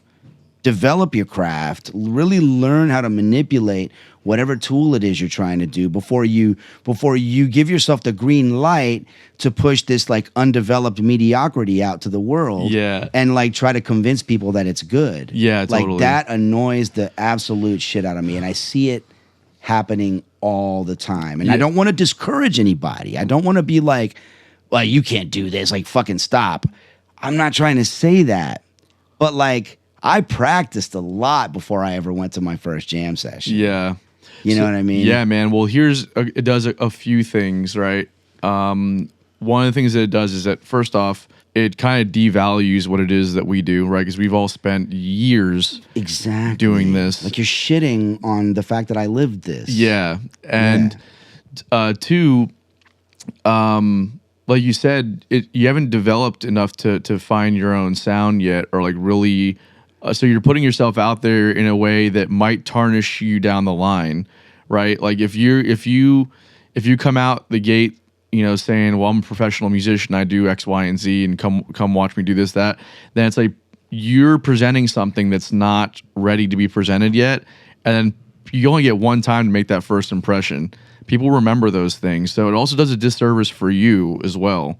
Really more on just the devaluing part of it that really gets me also. It's like the rest that's knowledge for you to take away. But the first part is like now you're affecting my money at the end of the day, right? And my status, because it's like, or whatever status that might be. But musicians have historically held some kind of court, right? It's like in the sense that like there's a certain thing that comes with that title. It's like we've worked so that we can entertain people at either the highest or the lowest levels of society. But either way, we're kind of like these people that have historically, for lack of a better term, been kind of like untouchable in the sense. Yeah. Like not in an ego way, just in the sense that like, hey, these are people that we respect because they offer something that nobody else here can do, right? And it's an emotional that they've earned, by the way. They've earned, and that's the fire. And that's the important thing is that you've earned it. It's not something like when people come up to me and they're just like, "Man, I wish I was talented like you." It's like talented like me, dude. I've been practicing and eating shit for years. Right. There's no talent. I mean, yeah. I love that. You're so right. It's like there's talent and discipline. There's talent and discipline. That's what it is. Like you have to want it enough, right? It's like you the want drive it. is the talent. Exactly. But it's not the skill. Yeah. The talent's not the So, skill. dude, I'm hammering a nail in the wall right now. Okay. Right. Like I'm terrible with electric tools, okay? But not because I just, not because I'm a fucking idiot, right? It's just because I just didn't put the work into it. Totally. Right? Like you could learn how to play an instrument if you just sat down and did the work. Yeah. Right? So I appreciate the compliment. Right. But also don't take away what I've put into this. I put in a lot of work into this shit. You know what I mean? Exactly. And like a pull off of like another spin off of your point is like, I think the playing is the last part of a professional musician. Like I can tell if someone's professional. I mean, the playing is a given. If they're just gonna hang their hat on their playing, it's their attitude, it's how they converse, it's all the other elements. Yeah, it's the hang. There's like all of that, and like you don't have to tell me if you're a musician professionally for me to pick up on that. And if you're putting your hat out on social media, in person, whatever, on like, check out my licks, I'm doing the thing. That's like the last thing that I'm noticing or worrying about. Like it's just a given. Like you have to have that, to cut it. Right. It's like, I don't know. Yeah. Yeah. It's also like those are the same people that will come up to you on your gig that you've never met and be like, hey man, can I sit in? You're just like, no. Yeah. So I don't know who you are. That is an unpopular opinion too. Totally. And we get eviscerated, right? We get eviscerated like we're the assholes, like we're the arrogant assholes because we didn't let Joe Schmo sit in with us. Yeah. It's like, dude, people lack situational awareness, right? God, yeah, we talk about that every week. Yeah, well, dude, we talk about it like when we go to Swanee, right? I'm fortunate enough that my dear friend Billy Gilmore allowed me to sit in a bluegrass in a bluegrass circle. I'm holding a saxophone. I'd never checked out bluegrass before, really, but he allowed me to do it, right? And because I lived this, I was able to like listen. And through 30 at that time 30 years of experience, I brought that to a new genre that I'd never played. So he took a chance on me and he let me do it.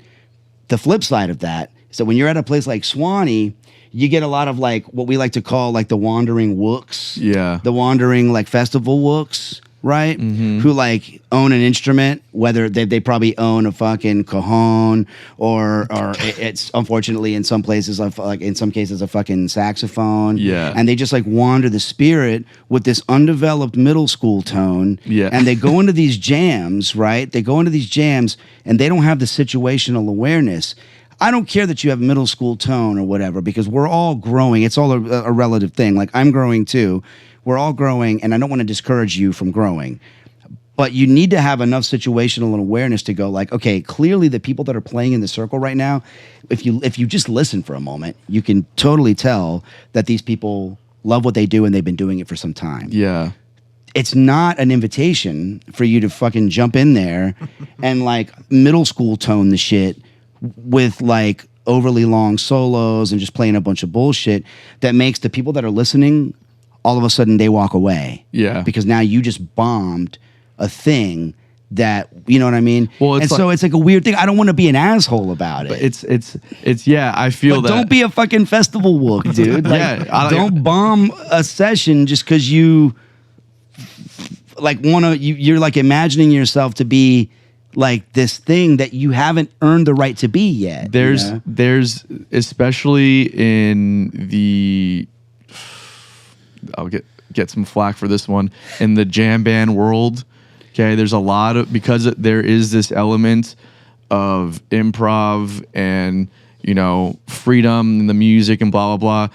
A lot of the fans think that it's just fun, loving, and freedom, and it's just jam. It's just jam, man. It's just jam. It's like, dude, Yeah, this is let's just jam, man. it's just like, it's just not let's just jam though, right? It's Right. not that. It's like there's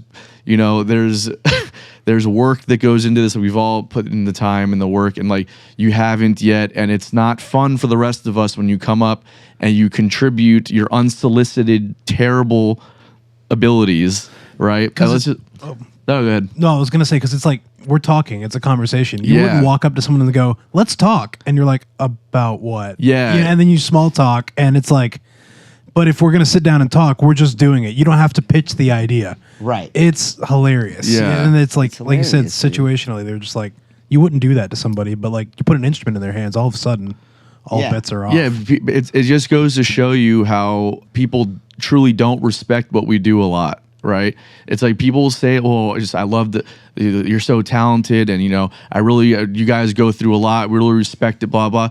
And then those same people are the ones that come and do that. It's like, just because you gave me, you paid what I do homage or whatever, Yeah. does not mean that you're now entitled to come sit at the table, right? Right. Like.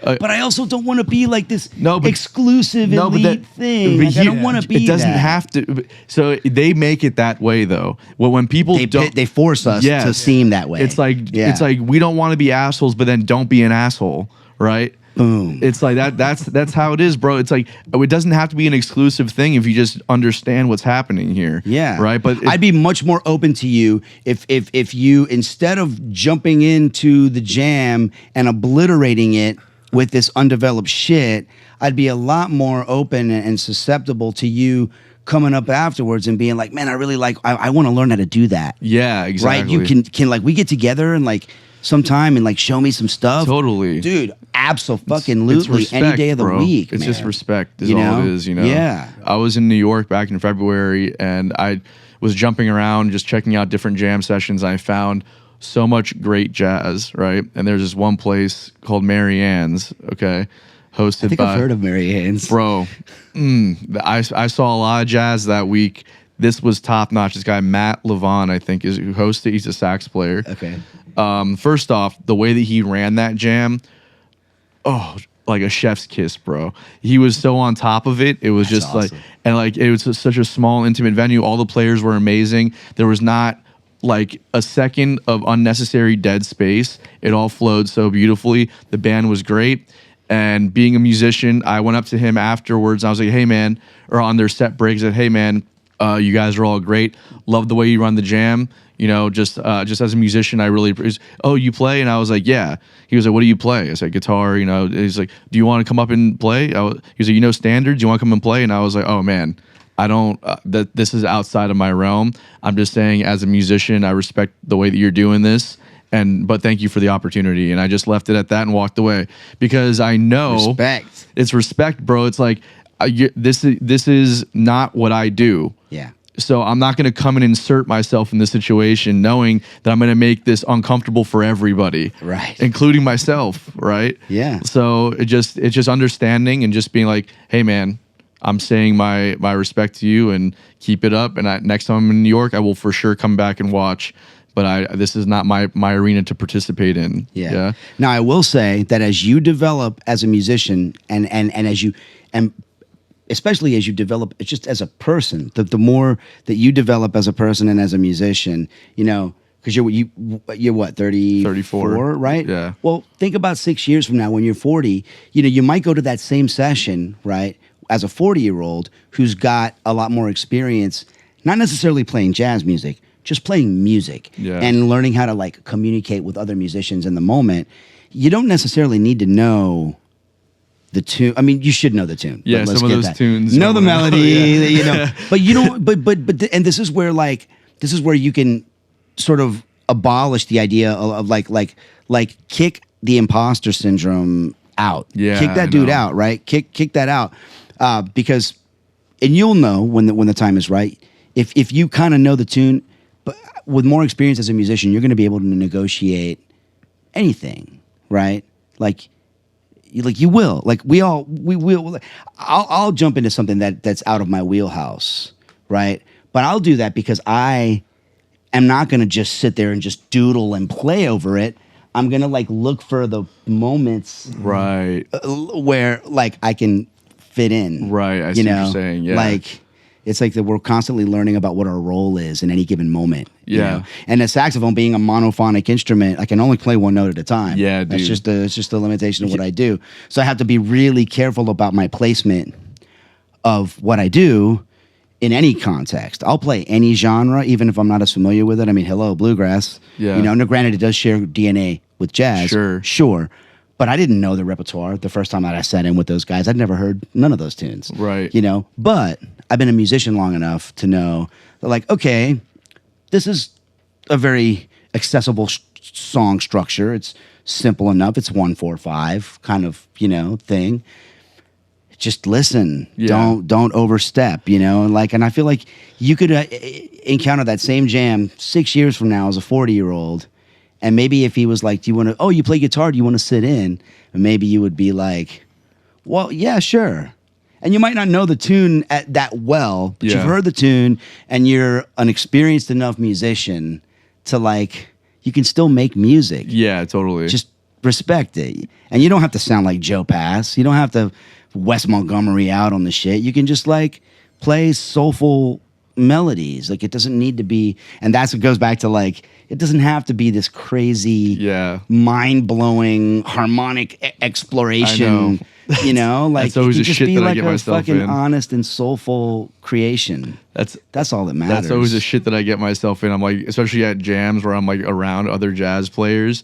I'm like, okay, I know we're just doing like a 1-4 funk kind of thing, but I'm gonna throw this diminished run in here. And I'm gonna fucking do this. I'm gonna do this chromatic thing here. I'm just gonna. You're like, how can I fit all of the hip shit into this? Yeah. But it's funny because like in the context of my own band, if you watch.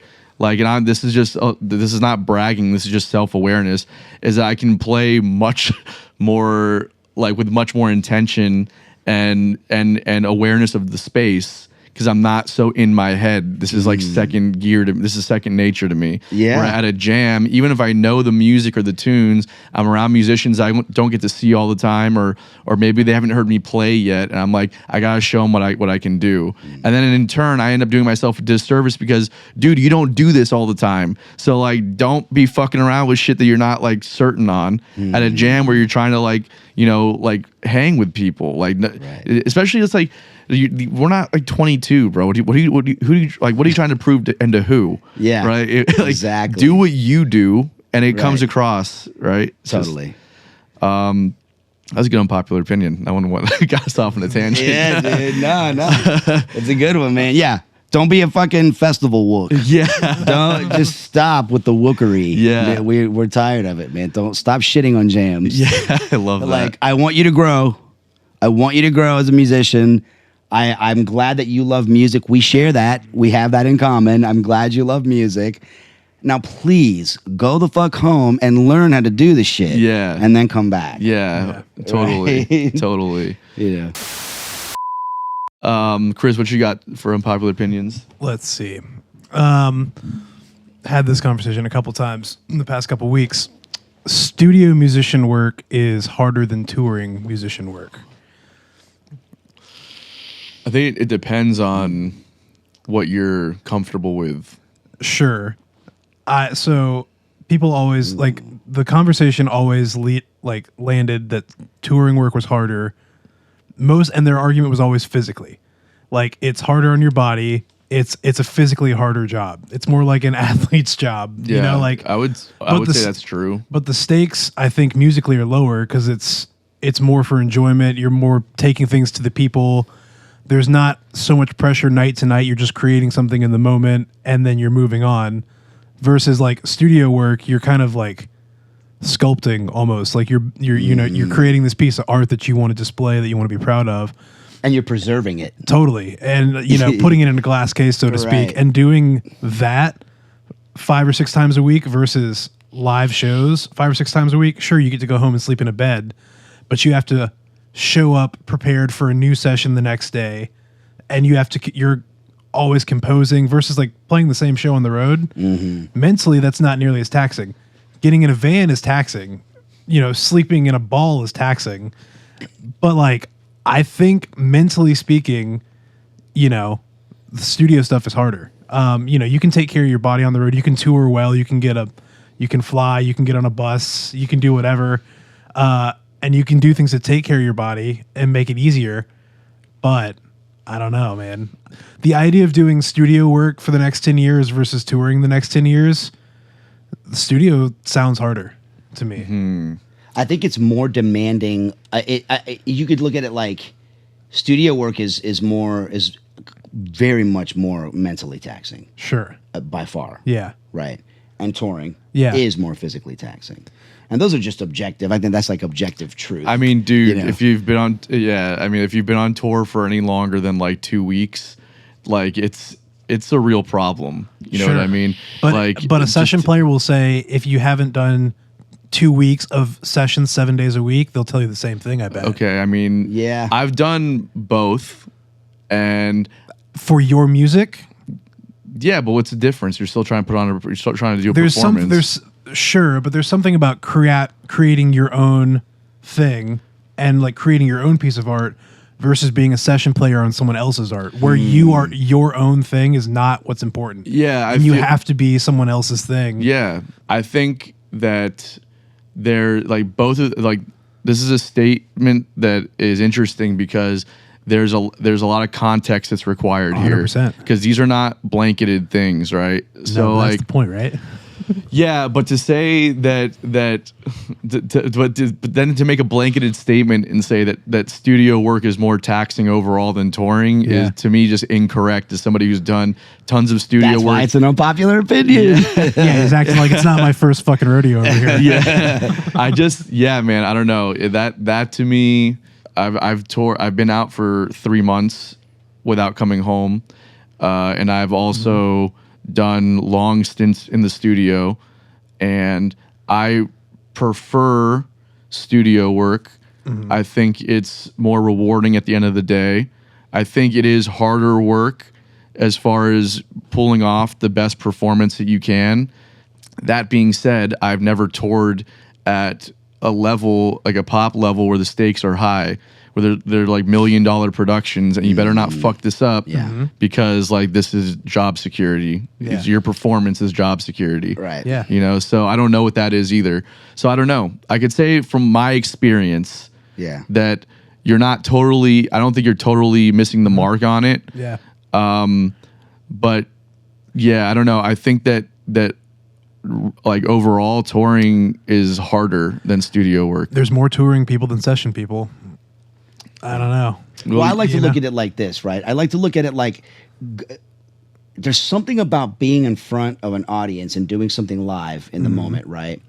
Where we can get away with so much there's so much many more forgiveness. mistakes. Yeah. There's a lot of forgiveness because honestly, the moment that the concert is done, people will not fucking remember it. Yeah. Only the most naturally genius steel trap memory people are gonna like remember a performance. The moment that it's done, it is done, and it's not just done for you as a performer. It's done for them as a listener. It's gone. It evaporated. It's no longer. Right. The vibrations were created. They moved through, and they moved out. Passed on, yeah. And they passed on.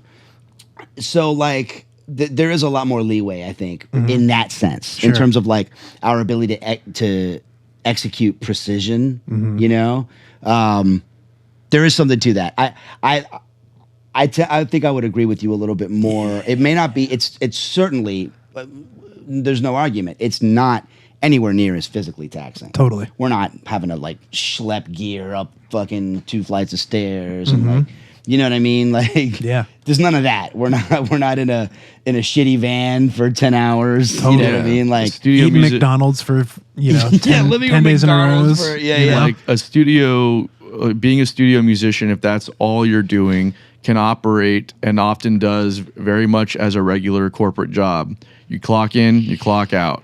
Right. When you're on the road, it's work 24/7. 24/7. Period. Yeah. And I don't know that even after, a period of time where it is less taxing mentally on the road, I think that it does require a certain kind of person to be out there for a long time. It is like there's certain comforts that you start to miss after a while. I don't care what level you're doing it at, whether you're touring in a van or whether you're getting flown in. When you're traveling constantly, it's just an inconsistent lifestyle. And if you're used to a certain standard, then not having that consistency can be wildly disruptive to your mental health. Totally. Yeah. So totally. I don't fully disagree. I think that but what you're saying is very context based, and I think that as a general rule,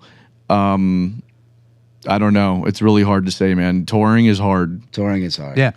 It's not like either of them are easy. If it Yeah. was But easy, so is everyone playing would shit do with it. precision. Because the thing is like the record button doesn't lie. That's the thing. Yeah. Like tape doesn't lie, dude. Yeah. Like, and that's the tough part. And it's Yeah. such a cutthroat thing that if you a buddy of mine was working at a studio in New Orleans, and they were doing this. I think it was the Nigel Hall like Nth Power. Yeah, no, it was it was all these New Orleans musicians, and they were doing this like New Orleans musical, and I forget, it just came out recently. Krasno was on it and all these cats, and I forget who was doing it, but my buddy was working the session, and they had this bass player in there tracking some stuff, and they were asking him to go for a certain tone. They were doing this, they were doing that, and he wasn't like cutting what they wanted. He was gone by lunch. They like asked him to pack up and leave, and they had a new guy in there by then. There is zero forgiveness. Like, you need to do what they want in like 2 or 3 hours. Yeah, for sure. So you're talking about that high level of like studio, top level, like that is their day job. Like, I'm thinking like Brent Mason or something in like they know Nashville. exactly the sound and the thing that they want, And you can't give them that. Totally. Like this, and the story that my buddy tells is like the next guy came in, he had 4 basses, he had a whole case full of like foam blocks of different densities, and they were porous and this and that. He could put them under the bridge. He knew he was a tone guru. Okay. But like, if you have a bad night on tour, they're probably not kicking you off the tour, even if you have a bad night. Did you have a bad night on tour before?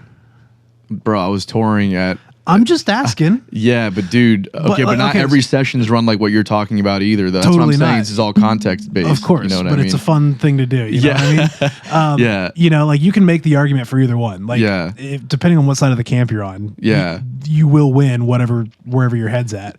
But if like, again, I just think there's maybe a touch more forgiveness in live than there is the studio at the top level. As far as performance let's say just goes, the top, like not the stuff, I haven't toured or session recorded at the top level. Yeah. But if I was to look at either, I would think there's a touch more forgiveness on the touring side. Yeah, as far versus as what performance. I've seen in the studios at the highest levels. For sure, yeah. As far as performance goes, I would give you Unless that. you're in like JT's band, like if you're doing the fucking JT like when he was touring with like the 2020 band. Sure. Like, dude, I mean, like his live shows are almost indistinguishable as far as quality. Sure. From what you would get from the records. Yeah. Yeah, Because it's they so meticulously craft the show to be that same sonic Sure. kind of experience. And I guarantee if you're on that tour or Taylor Swift's tour and you fuck something up, you're going home. You're going home. Yeah, they can't afford for it to not sound the way that their fans are expecting it to sound. These are multi-million-dollar productions But even look every at night. even look at like Taylor's tour, you know, things like mics go out, guitars don't work, the production side doesn't work. An artist will forget their lyric or so. The main artist, not a side guy. Like they'll forget their thing. There's forgiveness for all. I know of what you're that. saying. Yeah. Like on the performance side. Yeah, for sure. And production and like, but that's part of the performance and stuff too. So like versus like, you know, in the studio, you're setting money on fire and going. You know. Yeah, like, totally. No, I can agree with that. It's a nuanced conversation, but it's a most people don't think about it. They just when I talk to people, they were just like, touring is just harder. And I'm like, well, think about it. You know, like if you really dive into it, it is super hard. If it was easy, everyone would do it, you know? Yeah.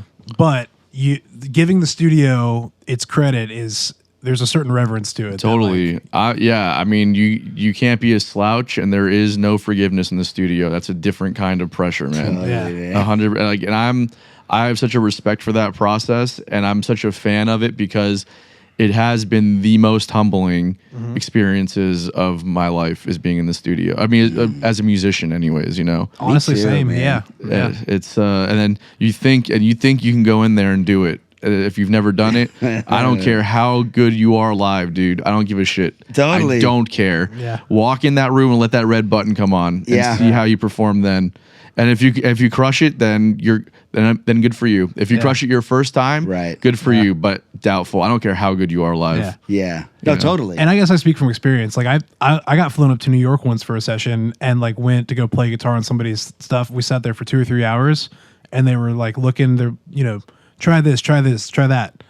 You won't hear me on that record because I'm not on it. Yeah. you know? So it's one of those things. It's like versus I'm sure if I went on the road with the same guy, we would have a great night tonight. Yeah, thing. it's a different thing. Yeah, Yeah, totally. For And sure. ideally, what you would want is for me, the ideal experience would be being on the road with a band for 2 or 3 months and then going into the studio. That's the perfect world. That's the perfect situation. 100%. Yeah. Best of both worlds. Yeah. Totally. And I think this is why, one of the reasons why, like, I personally, this is why I love, like, I'm going to call it a more organic kind of music, like a bluegrass or jazz music or even rock and roll. I prefer those things. And I personally prefer playing live. Yeah. The studio is nerve-wracking. Totally. The studio really is nerve-wracking because if they have in their mind that they're looking for a sound that you can't produce, because I consider myself a stylistically like versatile, right, musician, but I still sound the way I sound because I use the horn that I use the mouthpiece that I use the reed that I use. That's my tone. But my tone might not be the tone that a producer has in mind for a track. Right. Sure. And that's where it becomes nerve-wracking, and that's where it's like I have to humble myself and go like, hey, no hard feelings, but you might want to get somebody else. Totally. Because I can only do me. Yeah. I can only sound like me. And if you're asking me to play a 16-bar solo over a thing, that's the nerve-wracking part. A 60-bar, like a short little solo on a thing. Yeah. That's nerve-wracking because you would think, well, it's only 16 bars, man. You just get in and get out. You play your little blues scale and pentatonic shit and you get the fuck out. It's not that easy. I end up getting in my head so bad in those moments. Like, oh my God, I'm the worst, dude. I'm the worst studio cat because like I'm never happy with it. I end up getting really pissed about it. Like I'll get pissed because they'll be like, let's do another one. And I feel like the more takes that you do, it's like the whole like diminishing return 100% concept. Yeah, where it's like, dude, I've given you like 10 takes. I mean, they're not going to get better, dude. Yeah, the first one was the best one, and I hate it. Yeah. So And I it's like- hate it. Yeah. That's why I'm the worst, dude. Yeah. Now, interesting. Going to talking about that. How like because you guys have both been on. You guys have both like been in the studio and are on records, right? On albums. One thing that I've had to learn how to do over the years is I've had to like separate myself from the recording by like a significant amount of time. Yeah. Right. Because because I'm always gonna have my attitude is the worst right after I record. I'm like, fuck, man, like that wasn't, oh God. And there it is, preserved for all eternity. But I find that if I don't think about it, if I do a session and I don't think about it, I separate myself from it for like months and months, sometimes 6, 7 months, even a year, where it's like, oh, remember that thing we did? Yeah, I finally got around to mixing it, man. You want to hear it? Usually what'll happen is I'll go back and I'll listen to it after a year of separation and distance from it, and I'll go, okay, it's not as bad as I remember. Yeah. You know what I mean? Totally. Yeah.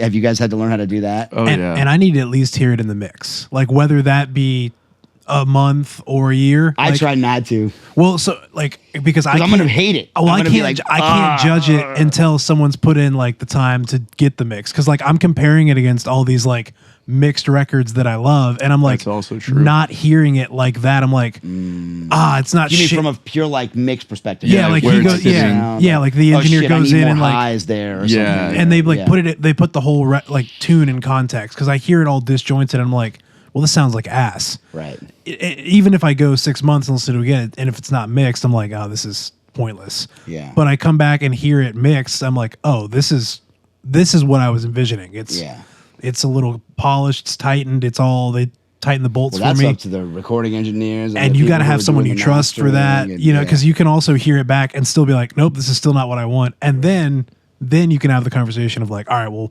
maybe I need to dub another part and send that to him or something. But like, Yeah. I got to at least give it its fair shot in a polished state before I just be like, you know what, I hate this. I'm not going for it. Yeah, there are things also on the performance side that, like in the studio, that might come off to you as sloppy or underperformed, right? And when you're listening to it back immediately, when it's not mixed in at all you're hearing is that. But, chances are the engineer is going to go in there and obviously, fuck with the frequencies and make sure it's sitting right with all the other instruments. And then it goes to the mastering process. And then you go and listen back to it and you're like, either you don't notice the little imperfections or those imperfections become like charming characteristics of the solo, right? And I've noticed a happy that accident, like yeah, a happy mistake. Yeah. and bro, that happened. We have a song called Alpha Draconis, which I don't know why it's called that. There's no reference to it in the song. Just Billy decided to call it that, and that's what we called it.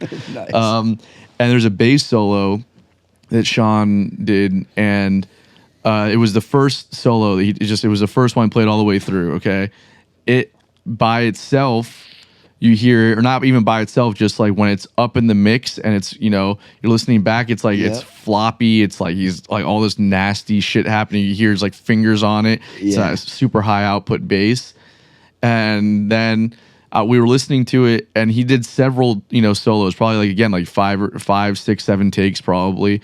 And I'm sitting there like listening to all of his takes. I'm watching the clock, obviously, because I'm footing the bill for all of it. So I'm like, dude, that first solo was dope because it just sounds so floppy and gross. And I was like, yeah, but that's the character in it, like that's your character. So we listened back to it. And You're a floppy and gross person. Just roll with it. Embrace it, buddy. So, it's so funny. No, but like, so we heard it and then I was okay. So let's bring the bass down, the mix real quick, just to get a better idea of what it's going to sound like in reality. Yeah. Let's not have it so up front, right? So we listen to it, and all of a sudden, you're not hearing the scratching of the fretboard, these little things. You're just hearing like the grit, right? Right. And you're like, and I'm listening to it, I'm like, dude, this is perfect. Yeah. Like this is like a perfect imperfection, right? And now you go back and listen to that bass solo, and I can still to this day play that song and listen to that bass solo and sing along with it because it's such a well done constructed solo that he just improvised, And there's moments where maybe like a snobby head up their ass musician who might be like, yeah, it's, you know, not really like perfectly executed, but I don't give a shit. I listen back to that thing and I'm like, dude, that's character right there. Yeah. You know? So to me, it's a perfect bass solo in that context. That's you know? awesome. So, But he probably had to come to that realization himself, you know. Well, this is why he should have known. Distance yourself from it. Yeah. Forget about it. Forget what you did. Because you might hear it 6 months, a year from now and be like, oh, that wasn't so bad. Totally. It's kind of dope. totally. I've had to learn how to do that, dude, because I hated having a bad attitude after sessions. Yeah. And the people that you record for, they don't appreciate it either. They actually need your attitude to be good about it so that you promote it, that you share it with people. There's nothing worse than a person who produces a project that you're on and like you're literally bad-mouthing it. Like, bro, you're fucking my brand up right now. Stop doing that, you know? Totally. It was actually a professor in college, the shout-outs to Keith Javers. Keith Javers, this is an amazing jazz piano player. I recorded on his album called Mo City Jungle. And, you know, I was young and I was hot-headed. And I did the record. And I was just like, man, no, dude, I hated it. And he called me out one day. He's like, dude, stop that shit. Because, like, I want to, like, promote this record. I can't have you shitting on it, you know? Yeah. And they're kind of, you know what? Do you know Barry Green? I know who You know, he is. yeah. Right. Barry Green, man. When he first got to Jacksonville, and I used to have the worst habit, and this is something that young musicians need to hear. I had the worst habit of whenever anybody would give me a compliment know where this is going, after yeah. a performance, I would like immediately shit on that. I'd be like, nah, dude. Nah, it wasn't, man, it wasn't very good, man. Nah, I was hacking it, and, you know. And Barry Green, when he first got to Jacksonville, he heard me at a jam session, man. I was like 16, 17 years old. He comes to Jacksonville, he hears me at a jam session. He's like, man, you sound really great, man. Da-da-da-da-da. And I was like, nah, man. Dude, that sucked. And that was my habit. Like, I literally said that all the time. That was to everybody. Yeah. A stranger could be like, man, I really enjoy the way you play. Nah, man, it sucked, dude. Right? One day, fucking Barry Green calls me right out. He was like, Juan, you sounded great. I was like, nah, dude, it sucked. Dude, he got dark. He was like, you know what, actually? You know what, you're right, man. It did fucking suck. He's like, because apparently I don't know what the fuck I'm talking about. Yeah. Boom. I mean, just like, I just got like stone faced, like, oh, sorry. He's like, yeah, man. Like, when people compliment you and people like what you do, just say thank you. Yep. Yeah. Just say thank you, man. So You know what I mean? yeah, and that's and Because you're like devaluing what you're telling them that their opinion is shit. Exactly. And they don't know what the fuck they're talking Exactly. about. Like, that's so rude. exactly. You know? And I think every musician They're trying to build you up. They're trying to build you up by saying, hey, something you did affected me positively. Exactly. And you're shitting on them. Yep. Like, don't do that. I've had this conversation with so many musicians, especially the younger guys, and this is something that happened to me when I was 22. Okay, and I was hitting all the jams in South Florida at the time, and there was this one Wednesday night blues night that they had at this place called the Big Easy in Hollywood. So these guys were older. There is this band in Miami called Iko Iko. They're a pretty popular blues band. They're kind of like staples, and they're credited with like the Miami blues sound. Like that's a sound, and they're credited with establishing that sound. Okay. So Mitch, the bass player, and Graham, the main songwriter, would do this duo every Wednesday. And so I would come out and jam with them from time to time. And so one night after a gig, or after when I sat in with them, Mitch goes like, "Hey man, you sound great." And I was like, "Oh man, I played terribly." He said, "Hey man, don't do that." And I was like, well, he's like, just take the fucking compliment, dude. So I'm giving you a compliment here. Don't do what you just did. It's annoying. Same Okay. thing. Yeah. And I was like, okay. And then he was kind of being a dick about it. And then proceeded to have me pack up all their shit and take it out to the van for him. Because that's just what if you're going to jam with us, Yeah. you got to fucking do Fucking something. help. Yeah. So like, and then, so that's been ingrained in my head. I can still picture the exact moment that it was all said and went down. I know the setting. I can picture the lighting of the room, all of it to this day. It's still in my head. And fast forward, was this 11 years later, last year I went to go see a friend of mine play, young kid coming up, guitar player. After his set, I said, "Hey man, you sound great." He was like, "Oh man, nah, we didn't really play that well." And I was like, "Hey man, just take the compliment. Don't do that shit. You know? And he was like, kind of like stood back and was like, wait, what? And I was like, listen, man, we're all, like, most of the people in this room are musicians. We're not complimenting you just because, okay? Chances are we heard a few of the mistakes, but that's not what we're talking about. Yeah. We're trying to give you a compliment because we know what the potential is, or we didn't notice what you fucking noticed. Because that's the reality also. Totally. Like, I didn't hear I don't know how your song's supposed to sound perfectly. So Exactly. if I'm giving you a compliment, just fucking take it, Just dude. take it, dude. So yeah, that's something that you know, I think every musician needs to go Needs through. to learn. You need to have that lesson. That's Yeah. an You think important you're one. being humble. You know, like Yeah, there's a certain element of just like, oh, I'm trying to live up to the own expectation in my head. But that's kind of an ego thing too. You're just saying, oh, well, I can write it off this, I can write off that, and you're not thinking about the other people around you. Like you said, Right. you're not thinking of like their opinions matter. Yeah. It's an internal thing, you know. Exactly. You're not being humble. You're be humble in other ways. You know. Yeah. Appreciate that someone took 10 seconds to talk to you. Gratitude. Yeah, exactly. Is actually humble. Yeah, exactly. Be grateful. 100%. Gratitude Exactly. is humble. That's what it is. Yeah. Exactly. Yeah. Okay, my unpopular opinion before we wrap up is not music related. So Oh boy. it's nothing crazy. Trump is awesome. Yeah. Wait, no. And that's a wrap. Yeah, that's a see you later. No, I don't think that you can say that you read a book if you've only listened to the audiobook. Oh, interesting. Okie dokie.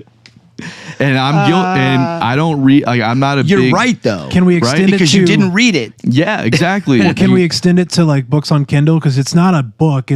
It's a digital tablet. You still didn't- read. You still read, but you didn't read a book. I don't care. You did read the book, dude. You read it. Okey-doke. If you read it, Just like, making sure we're clear, because I don't know what the fuck you're talking about. yeah. Okay. Well, what I'm talking about is the physical act of reading something versus listening to something. Sure. Right. So when people tell me, and look, I listen to audiobooks. Okay. I don't. Like, I get tired when I read. Maybe it's just I'm not like, I haven't done enough work on reading to make it an enjoyable experience for me. Sure. But I will not read the book. I just won't. I will listen to the audiobook though. So when people tell me that I'm reading this book right now, I'm listening to on Audible, I'm like, dude, you're not reading fucking the reading fucking it, book. dude. It's Yeah. a different skill set, right? Yeah. I can hear and play music. I don't read music though, okay? That's just a different skill set. Totally. And I think that it's an important distinction to make also, because reading is and will be a dying skill, right? I think that people aren't reading books the way that they were, and it is what it is. I'll agree with that. And yeah. I think that, Well, people are still reading a lot though. Social media. yeah, social, yeah, requires Ooh, reading. but so much shorter and garbagier. Sure, but you're still they having are to reading. process the symbols. They are reading. I agree, but I also think that we'll probably That's go back unpopular, to some too. kind of form of hieroglyphics with all this emoji communication that we're doing now. Call back to another episode. Totally. Like I love you is going to be just a little red heart. Just a little heart. Yeah, exactly. Yeah. We'll be like fucking Egyptians again, just communicating with symbols and no like words or It's not anything. the worst thing. No, dude, not at all. They walked like beasts. Dude. Yeah. I can't wait. They were really strong. These pyramids are heavy. Yeah. Muscle emoji. So I do think, and also we can see in real time a form of writing that's going away, is dying, like cursive. Okay, it's bro. When I was in elementary school, I had beautiful. Did you have beautiful cursive? it was never beautiful. I had beautiful cursive. Really? I did. I have atrocious handwriting. I mean, it's offensive how bad my handwriting is. and admittedly so, I can't write cursive anymore. Yeah. It's just, you don't have to do it. And as soon as I got out of elementary school or maybe middle school, I never had to use it again. Right. So It's a muscle that atrophies. Literally atrophies. Yeah. Because your hands, it's motion that you forget how to do. I mean, yeah, totally. Totally. It makes perfect sense. So I think we're already seeing certain things like that going away. And even now, the only writing that I actually do is just when I'm writing music, like lyrics. Yeah. You know, I'm rarely writing in any other context. It's all typing. Right. So I think that we just start to notice the modes of communicating through reading apparatuses or whatever are going away slowly but surely. And I think that we're noticing it in books too. More people are listening to audiobooks and are not reading. But I think that's a distinction to make, because if we don't make that distinction, then we start to conflate reading and listening, and then reading will absolutely go away. You really think so? I think so. If we don't make that distinction, if we keep the distinction there, then they're two separate muscles that we continue to work. Because I think it's still taught. I mean, Yeah, of course. Yeah. kids at an elementary level have to learn how to write. Totally, yeah, for sure. But there was like definitely like more of a culture of like the library culture and like the reading and incentivizing reading, especially when you were younger. Like, did you guys have the like the what is it, the book meters you had in like elementary school? You read like 5 or 6 books. 100%. That shit's not going on. Like, well, and then as of course much. that's compounded by unpopular opinion for some. Yeah. That's compounded by the fact that like now we got like fucking Florida government banning books that we grew up on as kids. Yeah, Totally. that are It's supposed to be like come instrumental, on. like pieces of knowledge that were all Right. shared across the Right, it's country. all Now part of it's the like sort of literary canon being tossed that's out. being destroyed. Yeah. Totally, yeah. Yep. So I don't know, man. I think that there's Cue fascism. yeah. Fascism light. Welcome to Florida. As soon as you said that, I just had this whole fucking. I just went down this rabbit hole of like shit that could go wrong about like the powers not wanting people to read, so you can't consume information Sure. that's like older, so that way you're not like like information that really only exists in the modes of reading, right? And then if you don't know how to read, then you can't consume it, and then history is bound to repeat itself. But the powers that be kind of want that because the structure has always been these people existing at the top. I see that fear, but I think there is like a certain level, like if you're seeking out information, because like you can just consume garbage media in your free time, but like whether you read it or listen to it, if you're taking the time to like take something in, sure, like there's a certain skill, but there's also just like a general mindset of like what you do in your free time that like if you don't, whether you read or listen to an audiobook, you could just not do either of those things and like listen to a podcast, or you could do, something a lot less, intellectual maybe, even if it is just like a novel or something, it's like if you're taking that time in general, there's still like a certain reverence for it, whether you read it or listen to it. I get that there's like, you're speaking maybe a little more technically of just like the act of reading. Yeah, well, and also how we process information is differently when we're listening versus reading. But I think right? but there's people are different and like learn different ways. So like, whereas like, my mom and sister are both highly dyslexic and don't read, but they can take an audiobook and they can get so much more of it out of that. Like, so like that initial just like quest to like take information in, like if you're seeking it, that's totally cool. Like, and having both options, I think it's just like, again, like what are you willing to do at that time? Yeah. But like, sure, being able to read super important. Like, Dude, you know what's interesting? That goes hand in hand with what you're talking about. Yeah. I can't watch movies anymore without subtitles. Oh, we just talked about this in the podcast. Really? But you're that way. I'm that way. I think when I'm, and it's okay, I can do it in conversation. I can pay attention. I've tried to be better, but like I said at the beginning, I'm pretty fucking ADD. Sure. And always have been. Like I'm always like somebody's talking to me, and at a certain point, this happened a lot as a kid, which is why I didn't excel academically necessarily. Was because it's like I'd be paying attention, the teacher would start talking, and within 5 minutes, she would sound like the teacher on the fucking Peanuts, wah, wah, wah, wah, and I was just not retaining the words, right? And that has kind of stuck with me through my adult life. When I started watching movies with subtitles, for me personally, it like draws me into the narrative way better than if I was just Interesting. listening to it. Yeah. Like 'Cause you're I'll forget what they're saying, or I won't catch it. But if I can read it in conjunction with them saying it, it's almost like I remember it better and I comprehend it better. Yeah, you're that's for me. Yeah. You're taking it in. It's not an issue of not being able to hear it. Right. I love reading it. Yeah. You know? It's like you have like you're taking the information in two different modes. Like you're hearing and reading for you, you're probably more of a visual person Totally. or learner. So like for you can see the information and process it much easier that way. My girlfriend's the same way. I hate subtitles when I'm watching something. I think especially if you're watching a comedy or a mystery movie. It gives It away spoils everything. it. It spoils it. Yeah. It drives me crazy. And as somebody who I can understand the wandering of the mind when you don't have the reading there to kind of keep you grounded or watching or anchored in the moment. It happens to me too, but I think that happens to everybody. I don't consider what I'm experiencing to be ADD. Now, I can sympathize if you do have ADD and why having that extra thing might help you out. Sure. But man, as somebody who doesn't have it and I'm sitting there watching it with the movie on, it's annoying as fuck. It drives me fucking crazy. I get it, dude. And especially and my one non-negotiable on this is if we're watching a stand-up special, no fucking subtitles, dude. Yeah. You fucking deal with it. Okay, because I will not have the punchlines of my favorite fucking comedians ruined by your inability to pay attention. Okay, but now we read. But you don't have to look at the subtitles. You don't have to read them. This is the same shit. It's like, you know what? Well, you don't have to breathe air. But you fucking fuck do. off. Yeah, you do. You don't have to drink We water. die if we don't. That's what I'm saying, right? There's consequences to actions. I got Doesn't you. mean that that like you have to or don't have to. You don't have to Totally. drink water, but you die if you don't, right? And so I don't have to read the subtitles, but it becomes a huge distraction because now I'm focusing on not paying attention to the subtitles. That sounds I'm not like taking a in. you problem. Well, needing subtitles is admittedly a me problem. Yeah, exactly, You know? exactly. So, fucking. Hey man, look, different strokes, different folks, baby. Different Maybe stop strokes. watching stand up and go read a book. How about that? dude? Yeah, okay. I love stand-up. Who are some of It's- your favorite bro. modern stand-ups? Mark Norman. Did you watch Soup to Nuts? I just Yeah. watched Fucking it. amazing. Dude. His special was fantastic. I loved it, dude. Tom Segura's new special was great. Oh, so good. Schultz, Shane Kill Gillis.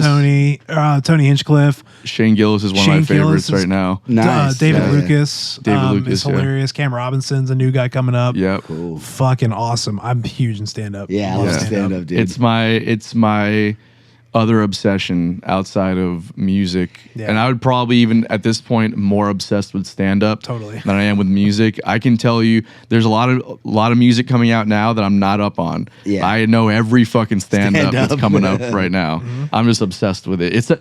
Because there's so many parallels between stand up and music, especially Oh in my the God, improv yes. sense. And then when Yes. on the podcast when they're talking about stand up and the like the crafting of the jokes and the writing and then also the business side of it, there are again so many parallels with music, but it's also far enough removed. It's far enough removed where I don't feel like a piece of shit for not practicing or like focusing on music, right?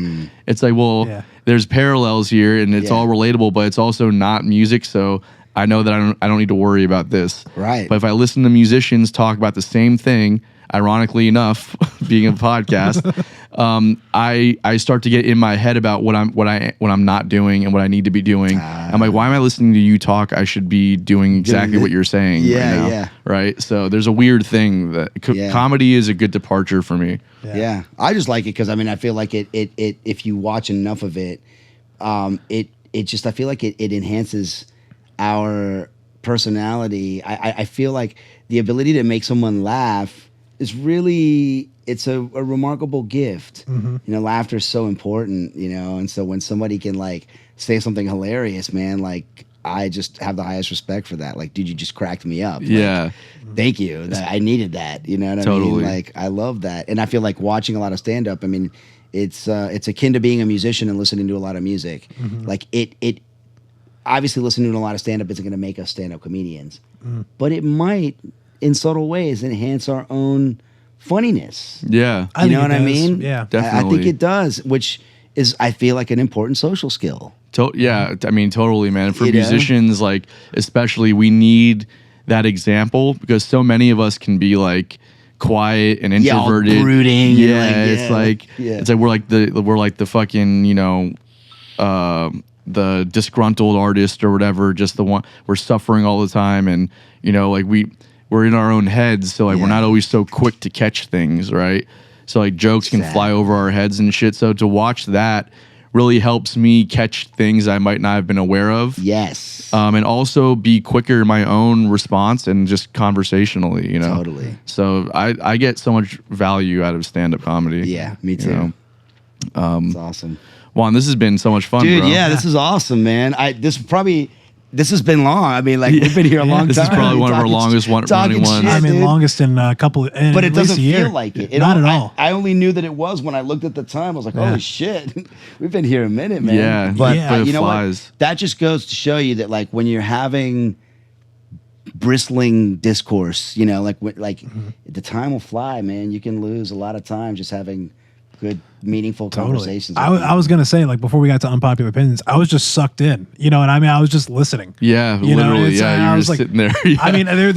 I mean, there was nothing to say. It was just it was a great conversation to listen to, and I hate analyzing it while we're still in it. But it was like you said, it was like that. I'm like, I I looked up, love I'm it, like, man. holy So shit. thank you guys for giving me the opportunity to be on my first podcast. Yeah, man. Never done it before. I mean, I'm happy that you But it's came cool. on, and Yeah. it's just we love doing this, and it's been awesome having you here and talking. Well, the man. next step is we got to just make some music together. Yep. You know, like we got to make that happen. 100%, Always bro. hungry to play. I would fucking love to do that. You know, and I don't have to come and play like jazz. I'm Yeah. not a jazz guy. I'm a musician. You know? For sure, man. So like, I'd love to come and jam with you guys and. Hell yeah, man. all that stuff, We'll make it man. happen. Most Definitely. So yeah, thank you, man. Yeah, Appreciate man. both of you guys. So the 23rd at Blue Jay. Yep, September 23rd at Blue Jay, 8 to 10. I don't know if it's up on the website yet, but there should be, like, there will be a ticket link. There is a ticket link. I actually posted. I've got the information, and I don't want to, like, annoy people with, like, I'm not going to, like, repost it every day. But I want to do it at, like, 2-week intervals leading up to the 23rd. Yeah, totally. Where it's like I'll repost it, and it will have, like, a ticket link on there for, like, 904tix.com or whatever. Okay. But yes, and I'm really looking forward to that. That's as far as upcoming shows, that's the one that to me is, like, I would say the most, like, personal and meaningful. I've got a handful of things coming up.